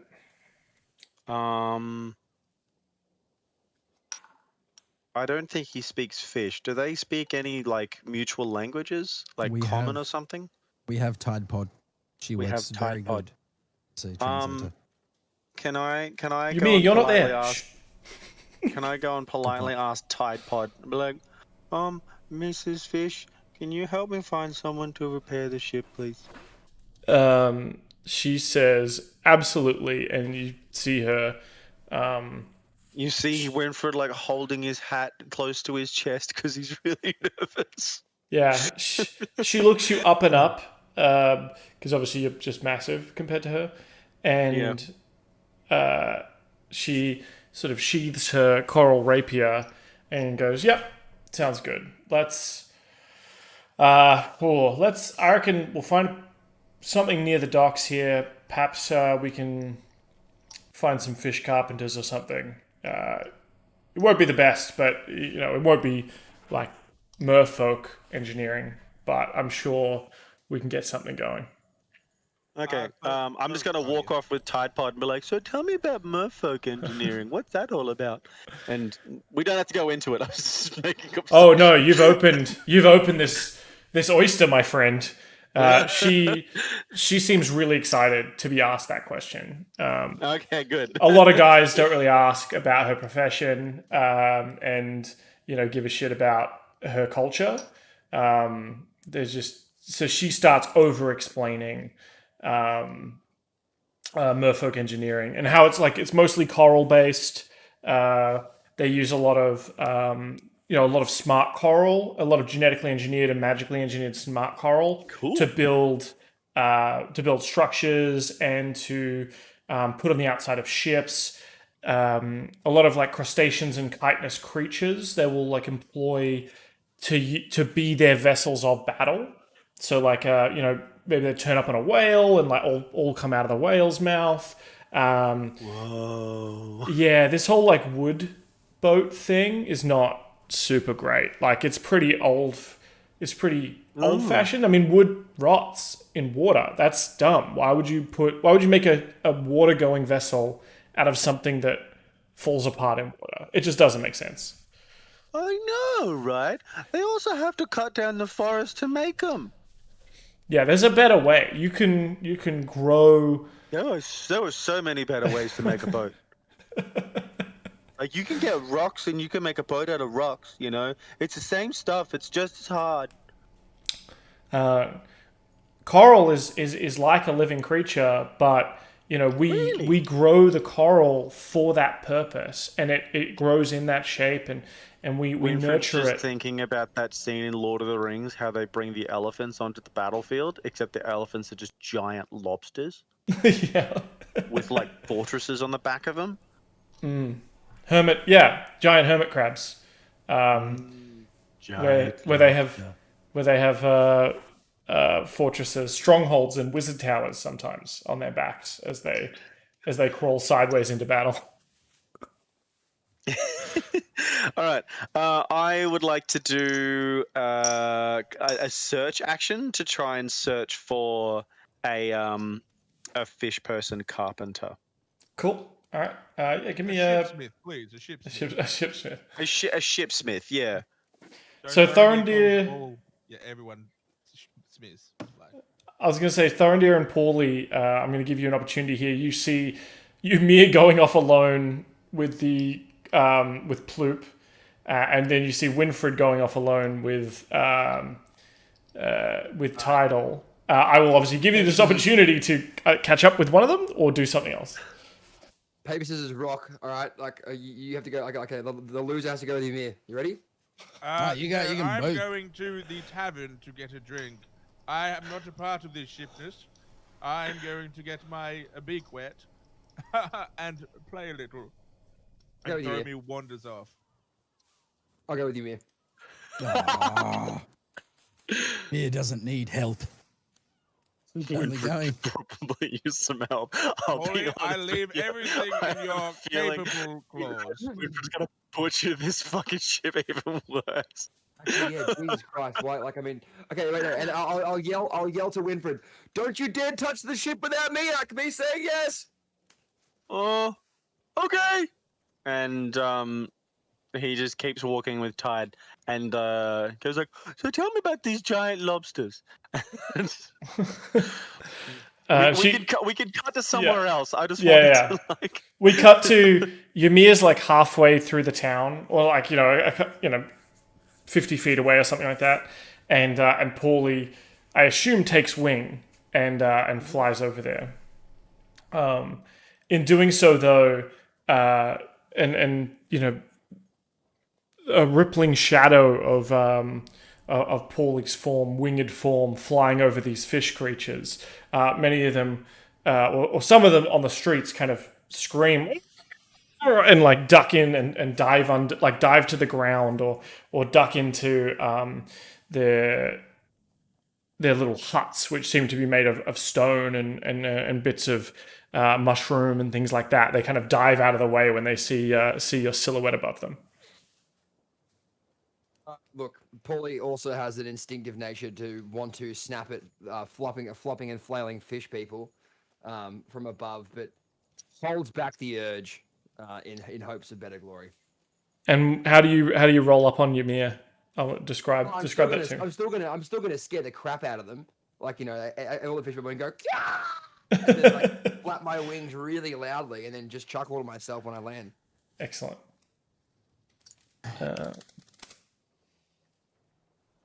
And Thorendir.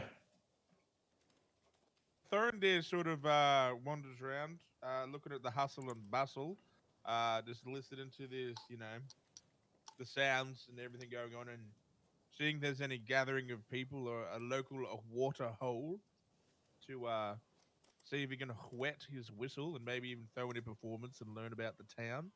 Mm-hmm. He asks a nearby patron, well, good day, good sir. The name's Thorendir Grimsbane. Heir to the Grimsbane fortune, you see. I'm sure if you've done these parts, you've heard of us. Ha ha! Looking for the local watering hole, if you catch my drift. The creature with its lidless eyes that never blink kind of turns its face to you, and you notice that this creature, like, despite you walking up to it and stopping to talk to it, it kind of keeps walking around, but like stops and kind of seems to sort of shuffle back and forth and forward and back as it tries to talk to you. But all it does in response is and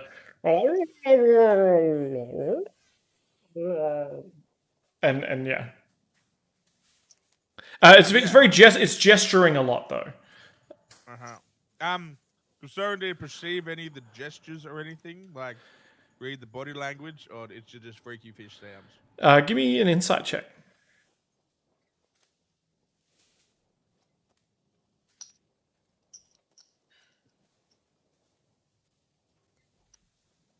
Oh, Crazy fish sounds, my man. no. Yeah, crazy fish sounds, baby. And I assume as the guy's just crazy gesturing, Thorendir's already wandered off. Yeah. Got nothing from that interaction. Yeah, in the real world, I imagine it's one of those things where he's like gesturing and going like, "Whatever you do, tourist, don't go down that street." You're just like, whatever. Noted. Off he goes. Gotcha, that street there. Thanks, buddy. Yeah, thank you.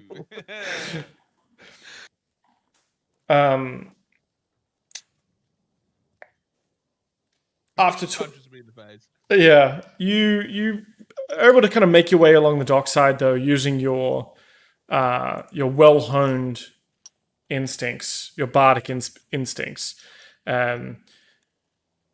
You hear a terrible cacophony coming from one of the buildings. Thorendir will enter. Inside is what could maybe be called a bar. Mostly like it's this rounded stone building with a what appears to be the stem of a mushroom sort of laid on its side to form a bar. And there are a number of Kotoan patrons kind of milling about, and none of them actually stand or sit at the bar. They all seem to kind of move, like never be not moving. They're kind of mostly just like shuffling around with their eyes open. Some of them drinking. Like a U6 blue light disco? Yes. Some of them are sipping from these like small, almost like egg-like sacks, where they just seem to like sip at it, and the sack grows like smaller and smaller. Yeah, Thorendir goes to the bar area and points at the drinks and goes, "Dos."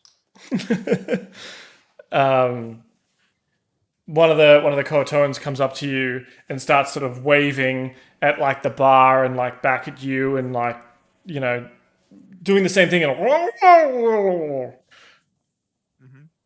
And give me a performance check here to see if you can break the barrier. Oh yeah. Eventually, you kind of indicate, like, you're able to get across that you want 2 drinks. And the Kotoan, like, grabs this sort of, almost like this mollusk, like oyster kind of thing, cracks it open, and, like, pours it out onto the table. Or and then does this again, and then there's 2 sort of orbs of jelly fluid kind of sitting there on the bar. Thorendir immediately grabs the jelly fluid, and you'll see Mandalorian him eating them bloody the frog eggs. Immediately just knocks them back. And then immediately, Thorendir then stands up, whips out the dulcimer, and just starts singing, belting out old she shanties and doing a big old performance to him. Okay.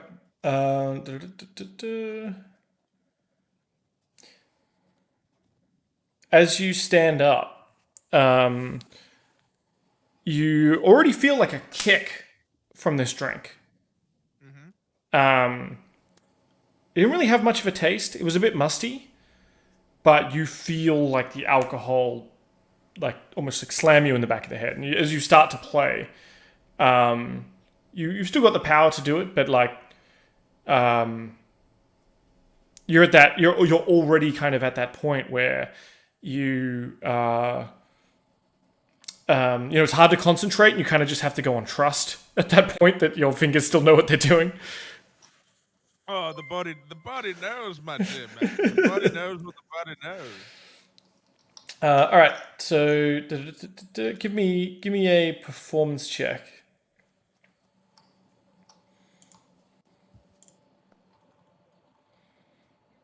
I will a 23 do.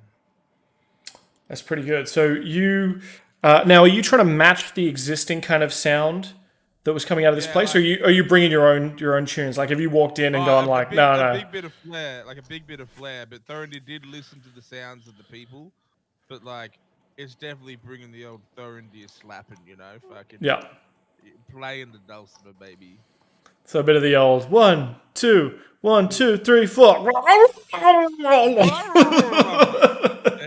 Excellent.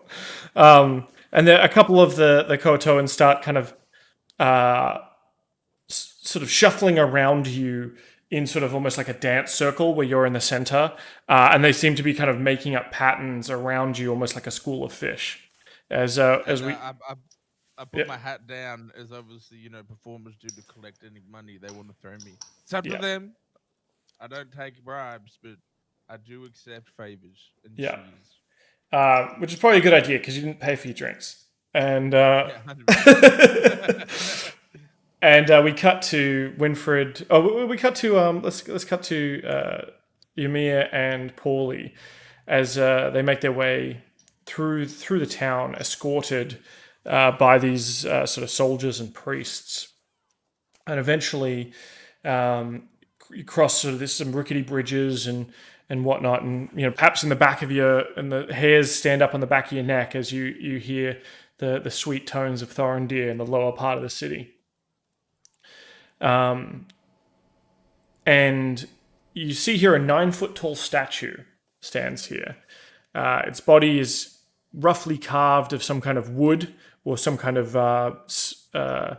psilocybin, the mushroom wood. Psilocybin. Into the shape of a humanoid female.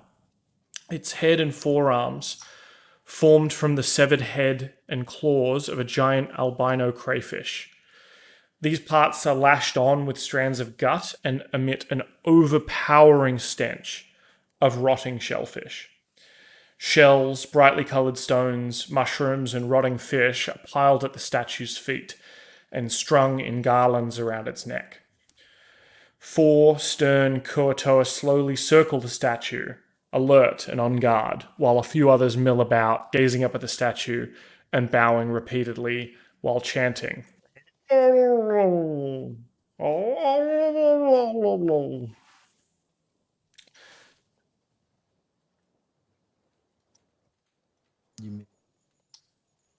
next to the leader and just nods. He stands looking at you expectantly with the kind of sort of moving his head occasionally and kind of stepping forward and kind of stepping back a little bit, as they all don't like to be sort of standing still. His unblinking eyes kind of regard you and Pauly, and then he kind of turns his head and looks at you with the other eyes. Ah, yes. Now that we are making eye contact with both eyes, what do you need assistance with? What is it? He says, as you are her champions, she has this, you must know, is the great sea mother Blip Dul Poop. Ah, yes. That yes, is the yes. 4th name that you've given this god. Hey, she's not stuck to one name, dude. She has many names. That's Exactly. why she's an important god. Ymir just sort of like bows his head to the god and just mumbles, just trying to copy along. He goes, oh, yes, yes, yes. We go way back. Pauly does like a flourishing bow. Me, us and old Ploop de Ploop. We had some times there. Yes. All right. So what Are do you you need help guys with? pulling a fucking road to El Dorado? Because I swear to God. I don't know. They think that we're the champions. I'm just asking what they want our help for. But yes, absolutely. I am Miguel. After a few moments of this, like there's this kind of awkward standing around, he says, very well. Well, let's go into the antechamber and discuss your purpose for being here. And he walks in and leads the way. Follow And him. yeah, before he goes in, he sort of takes something out of his pocket and kind of puts it at the statue's feet and kind of raises his hands up and What did he put there? It's an offering, I'm guessing. Ymir will do the same, and he'll put the garnet that he got from the Kraken earlier. You know what we need? You know what we need to do, by the way? We need to look at what those seeds were that we got from Lady Spring. Yeah. Actually, no, he's not going to do that. Ymir is going to place 1 gold piece by the offering that the fish dude placed. And he's going to try and mimic what that guy did a little bit. Put his hands up and bumbles. give and me a walks into performance check, Ymir. Oh, here we go. That's an 8. Yeah, you get a couple of weird glances. They sort of all look at you for a moment. Like everyone kind of stops for just a moment and looks at you. Pauly, what are you doing? I'll do the same. I'll also place a gold piece down, and try and mimic also. One last thing. As I walk in, Ymir is just going to say out the door, "It's been a while since I made an offering. Sorry, guys." I just imagine like everybody's like exchanging glances, and then there's one guy in the back like foaming at the mouth, just fucking champion. He is the champion. Ymir just like, yes, champion. You want me to rob my performance too? Yeah. 14. Give it to me over the mic. I want to hear it, Timmy. Oh, great. Mother of the sea, undersea, please accept my offering, your humble, extravagant, good-looking, parrot-shaped champion. When did our bird become so pious? Understand that I am your best champion out of all of them. Ymir then, like, kicks the door flourishes down. shut before Pauly can come inside. He's like, enough of that. Whilst the creatures don't understand what you're saying clearly, they kind of see what you're doing, and they also reply with a and kind of do some bows and stuff as well. It's a lot better received than Ymir's attempts.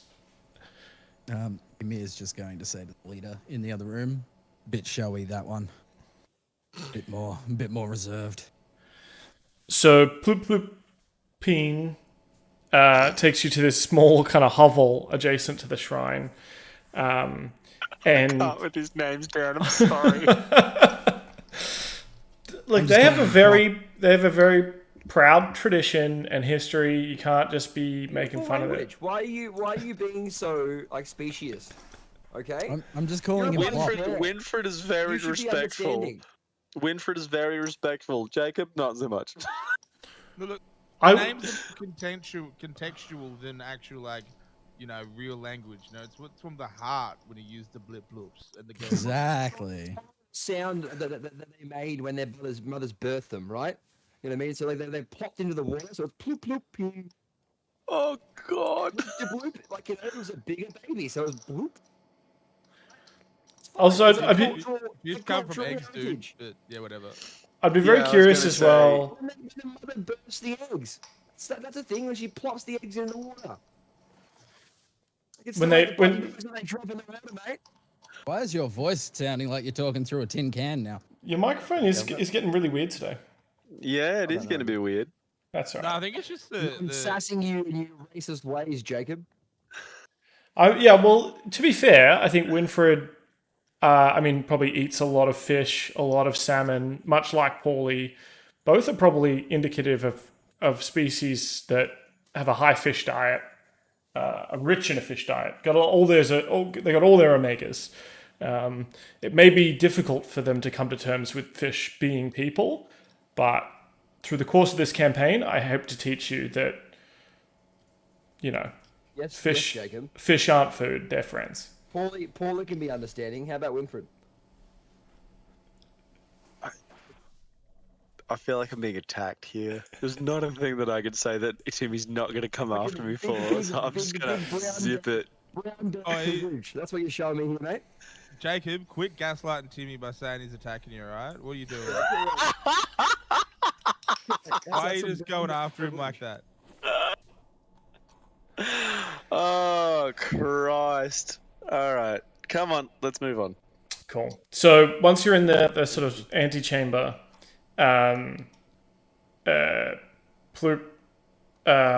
Plupine says there has been a big rift in Sloobludop. We, for a long time, lived in harmonious service to the will of the Sea Mother. Oh, there were occasional visionaries who stirred up trouble, but nothing of any great concern. However, a few weeks ago, Blop Blip Pod, my own daughter, experienced a powerful vision from Limu... Fuck. Limugugun, the Deep Father, proclaiming him the new god of her people, and she has backed up her claims with a great increase in her magical powers, and new He's followers gonna- have flocked to her. He's going to turn around and say, so, need me to kill a god? All right, can do, buddy. I need to speak to Thorendir first. I can't make decisions based on this yet. Well, I don't see it being a large issue. if you are sent from the Sea Mother to destroy the Deep Father Li Mugugun, then perhaps I had not even hoped that you were here for that. Perhaps just to mend the rift between our people, help us infiltrate the rising religious sect and perhaps discredit them. But if you are keen to kill a god, then you clearly are powerful. Wait. I know what I can do. I shall go. I will infiltrate this sect. I will become their champion, and then tell them that everything they think is wrong, and they should come back to you. I'll be a horrible champion for you, but a horrible champion for them, but a great champion for you. He says, "This, I believe, was our was aligned with our prayers. We will take you to them, and say that we have found this great champion for them, and give you to them." Don't do that. Just And they- draw me a map. I'll find them. I'll deal with it. Because And I feel they like will- sacrifice you or attempt to wait. to power their god and use your great champion power to feed Li Mugugugun. Hold up, Mr. It is Robbie. brilliant. Champion, you are right. No. Wrong kind of champion here. Just give me a map. Give me Sacrifice Ymir. just I give me will. Let's go. just give me a map and I will handle this. He says, This, we prayed to the Sea Mother for guidance, and she sent me visions of baiting a hook, and you have arrived to be that bait, and we will end the hook all in one go. We will send you and your colored bird friend Yes. to them Yes. under guard and say, we have come to make amends, to repair the rift of our people. Wait. And we wait. shall say, take these sacrifices to feed your god, but we will not You actually gotta get his name right first, Timmy. we will not actually tie you up. You will actually be inside their organization where they do not expect it. They will think you are a helpless minnow, but in fact, you are a great shark, and I am the anglerfish behind, Oh, just and we will give me a map. consume them all. I think we're a little in over our head, boys. Jacob, shh. You're not here. Yeah, you're somewhere else. Sitting? Yes. Your voice is Your still voice kinda is like, weird. yeah. What's wrong with it? I It can't- sounds like your input's too low, so it's not picking up the voice. Yeah, maybe noise gate or something. Just no. Now say something now. Test. Yeah, now Yes. it's fine. Yeah, that's better. You were just sitting too So low. strange. You Okay, were anyway. sitting Well, maybe you weren't- underneath the pod. Maybe you weren't low enough. Or that, Yeah. Maybe you're too high. because it's a directional pod. Is that better? If you It's a yell, it is. directional pod, yeah. Okay. All right. 1 second. Oh, shit. That's good. Right there. Don't move your head ever again. Right. Okay. Done. Perfect. Blue Peen. Yes, I think that was his daughter's name. my rainbow feathered friend. Because I remember don't fish fucking people's know names on anymore. like some bear we have in the party. Excuse me. I got no fucking idea. Now, I've got a And we're back. or in addition to this plan that you've got going. There we go. Now, I think it's great. Sacrifice Ymir. Yeah, absolutely. We can do that. But what you need is someone to fly above this armored guard situation and, reconnoiter and then see where they hold Ymir for the sacrifice. I mean, we can let him get sacrificed. That's fine, but we'll know where Ymir's his just gonna dead body backhand is. Pauly while he's talking. Just shut up, you idiot. Fine, Ugh. Ymir You're talking Ymir away from the mic sacrifice. again. Okay, we'll do it. We'll do it before you That's get still bad. sacrificed. It's still fucked. It sounds like he's underwater. I What? have to fuck around with it. I got no idea Yeah. why it's not working. That's all right. It is 9:40, so we might call it. We've been playing for over 3 hours.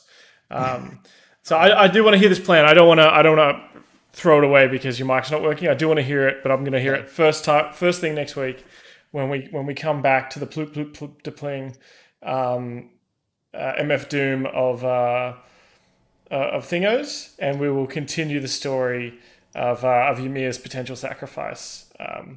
Which I'm glad you're on board with. Ploop seems pretty stoked that one of the champions loves his idea. In fact, one of the champions suggested it, and then the other champion was like, yeah, absolutely. So he thinks he's onto a Ymir's winner. gonna go on a murderous rampage and just kill the entire city. Oh no. Ymir's gonna walk out of here level 20, guys. Oh god. So I hope you enjoyed the And session then he's this gonna week. go and kill the god that they need killed. And then he's gonna kill their god as well. Just out of spite. And he's gonna call his dragon friend in. Oh, it's gonna be an interesting side arc. I really just love we found Ymir as this wandering pisshead who didn't care about anything, and he's slowly been roped into our shenanigans. Now he's like, we got to continue these shenanigans, but he still doesn't have it, and it's so funny. I really like the development. It's fucking hilarious. I mean, Ymir's just going to kill everyone in sight. He's just going to snap and he's going to go back to his base roots of being a Goliath murderer and just kill everything. So too, it's like it's what chat wants. If chat wants to sacrifice Ymir, chat gets to sacrifice Ymir. Chat hasn't tried to sacrifice Ymir today. Apparently, Yeah, Ymir Daddy. has tried to sacrifice Ymir today. You know, did we level up? It's being so funny. From this? For just killing some fish boys? From killing And the the Kraken. Kraken and Yeah. and the fish people. We did have a long rest. We did have a long rest. You did have a long rest. I'm very proud of you. Look, if you can sacrifice Ymir, I'll give you a level up. Hey, Hang on. You cut out there. Can you say that again? Say it again. Say it again. Sorry. If you sacrifice Ymir, I'll give you a level up. No. Look. Okay. You 2 levels Yeah, up, look. and you got to do it. 2 levels up, and you got to do hey, it. I'll take that deal. I'll You take that can deal. you can take his levels and split them amongst you because you'll be able to absorb his. Well, it gets 2 levels. I mean, You are very close to leveling up. But You're on very the close to other leveling on the up. other side, what happens if Ymir kills Pauly? If Ymir Yeah, Pauly, kills we got him. Thorendir, Timmy, Winfred, we and didn't get that. Pauly, Sorry, mate. solo campaign, baby. Does he get to absorb all of their levels? Maybe something to dream about. Enjoy catching Thorendir in a water under sea. Like, That's a good. like, Hey! I got that magic fucking whip that's currently stuck to my armor. I just go invisible, man. You can't see me. Fuck! Invisible and swimming, bruh. All right, what happens if Invincible, baby. what happens if I like nudge Thorendir and like no 60 feet. Thorendir, disappear real quick. I'm going to kill these two. I'm going to kill the bird first so he can't escape. And then Winfred, I'm sure I can lull him to sleep with some honey. But you're gonna whisper that to Thorendir, and then fucking Timmy's just gonna be like, "What are we whispering about, Whispering, guys?" Because yeah. he'll be right behind you. Your voice cut out again. Sorry. God damn it! But All no, right, I we're know good. you're talking about Pauly. Yeah. Well, my Discord just shut itself. What's it about? It's like Next a week dagger we're in also your going to face. start using. Next week we're going to start using my Zoom account because I think Discord's just been Hey. shitty with my stuff. Yeah, Yeah, next I know week, I'll try Discord. I finish work at 3, so I'll be definitely here for the whole campaign. Sweet. Excellent. Yeah, I'm back on regular fucking times finishing. So I haven't got my roster for next fortnight, so I'll have to let you know on the end of this week. Yeah, we'll Wait, play was around. it Zoom or was it Teams that had the NDI? I think it's Teams, but I've got a. We'll start with the Zoom because I think that'll be fine with Zoom as it is. Yeah, I'll look into some things. Yeah. are we And, just using I'll- Zoom or video or audio as well? Video as well if we can. Aaron, was my microphone being weird like yesterday at all? No. Maybe you I guys think can. it's I honestly think it might be Discord, not your microphone. Yeah, I think my 'cause Discord's acting been up as fucking well. around with Dan's Do you have, mic as well. Do you have what is it? Noise suppression. Yeah. Do you have We automatically determine? Dylan, input no, because sensitivity? Dylan and I Dylan set and it up. fucking- Yeah, I it's set it all fine. up. I'll have a It's turned off. Oh, we'll have a take this fiddle call with your offline. I'm audio gonna end settings. Yep. I'm going to end the stream. I'm going to mute all you for now, and I'll chat to you in a sec. But I just want to say goodnight to chat and that I love them very much. Good night, and chat. kiss them on the Bye, foreheads. chat. So good night. Good night, chat. Thank you very much for hanging out in the stream. Obviously, everyone who was in the chat, playing cards, doing all that kind of stuff. You're amazing, and I hope you're really enjoying the story because I'm enjoying the story. Nighty Night, Dark Steel Spork, Victim of Ink, Hazy Days. I think Horrified was in there as well, and obviously all the lads in the chat. Please tune in next week if you want. Hit follow and maybe we'll catch you next week on the next Tatts and Tarrasques. Bye for now.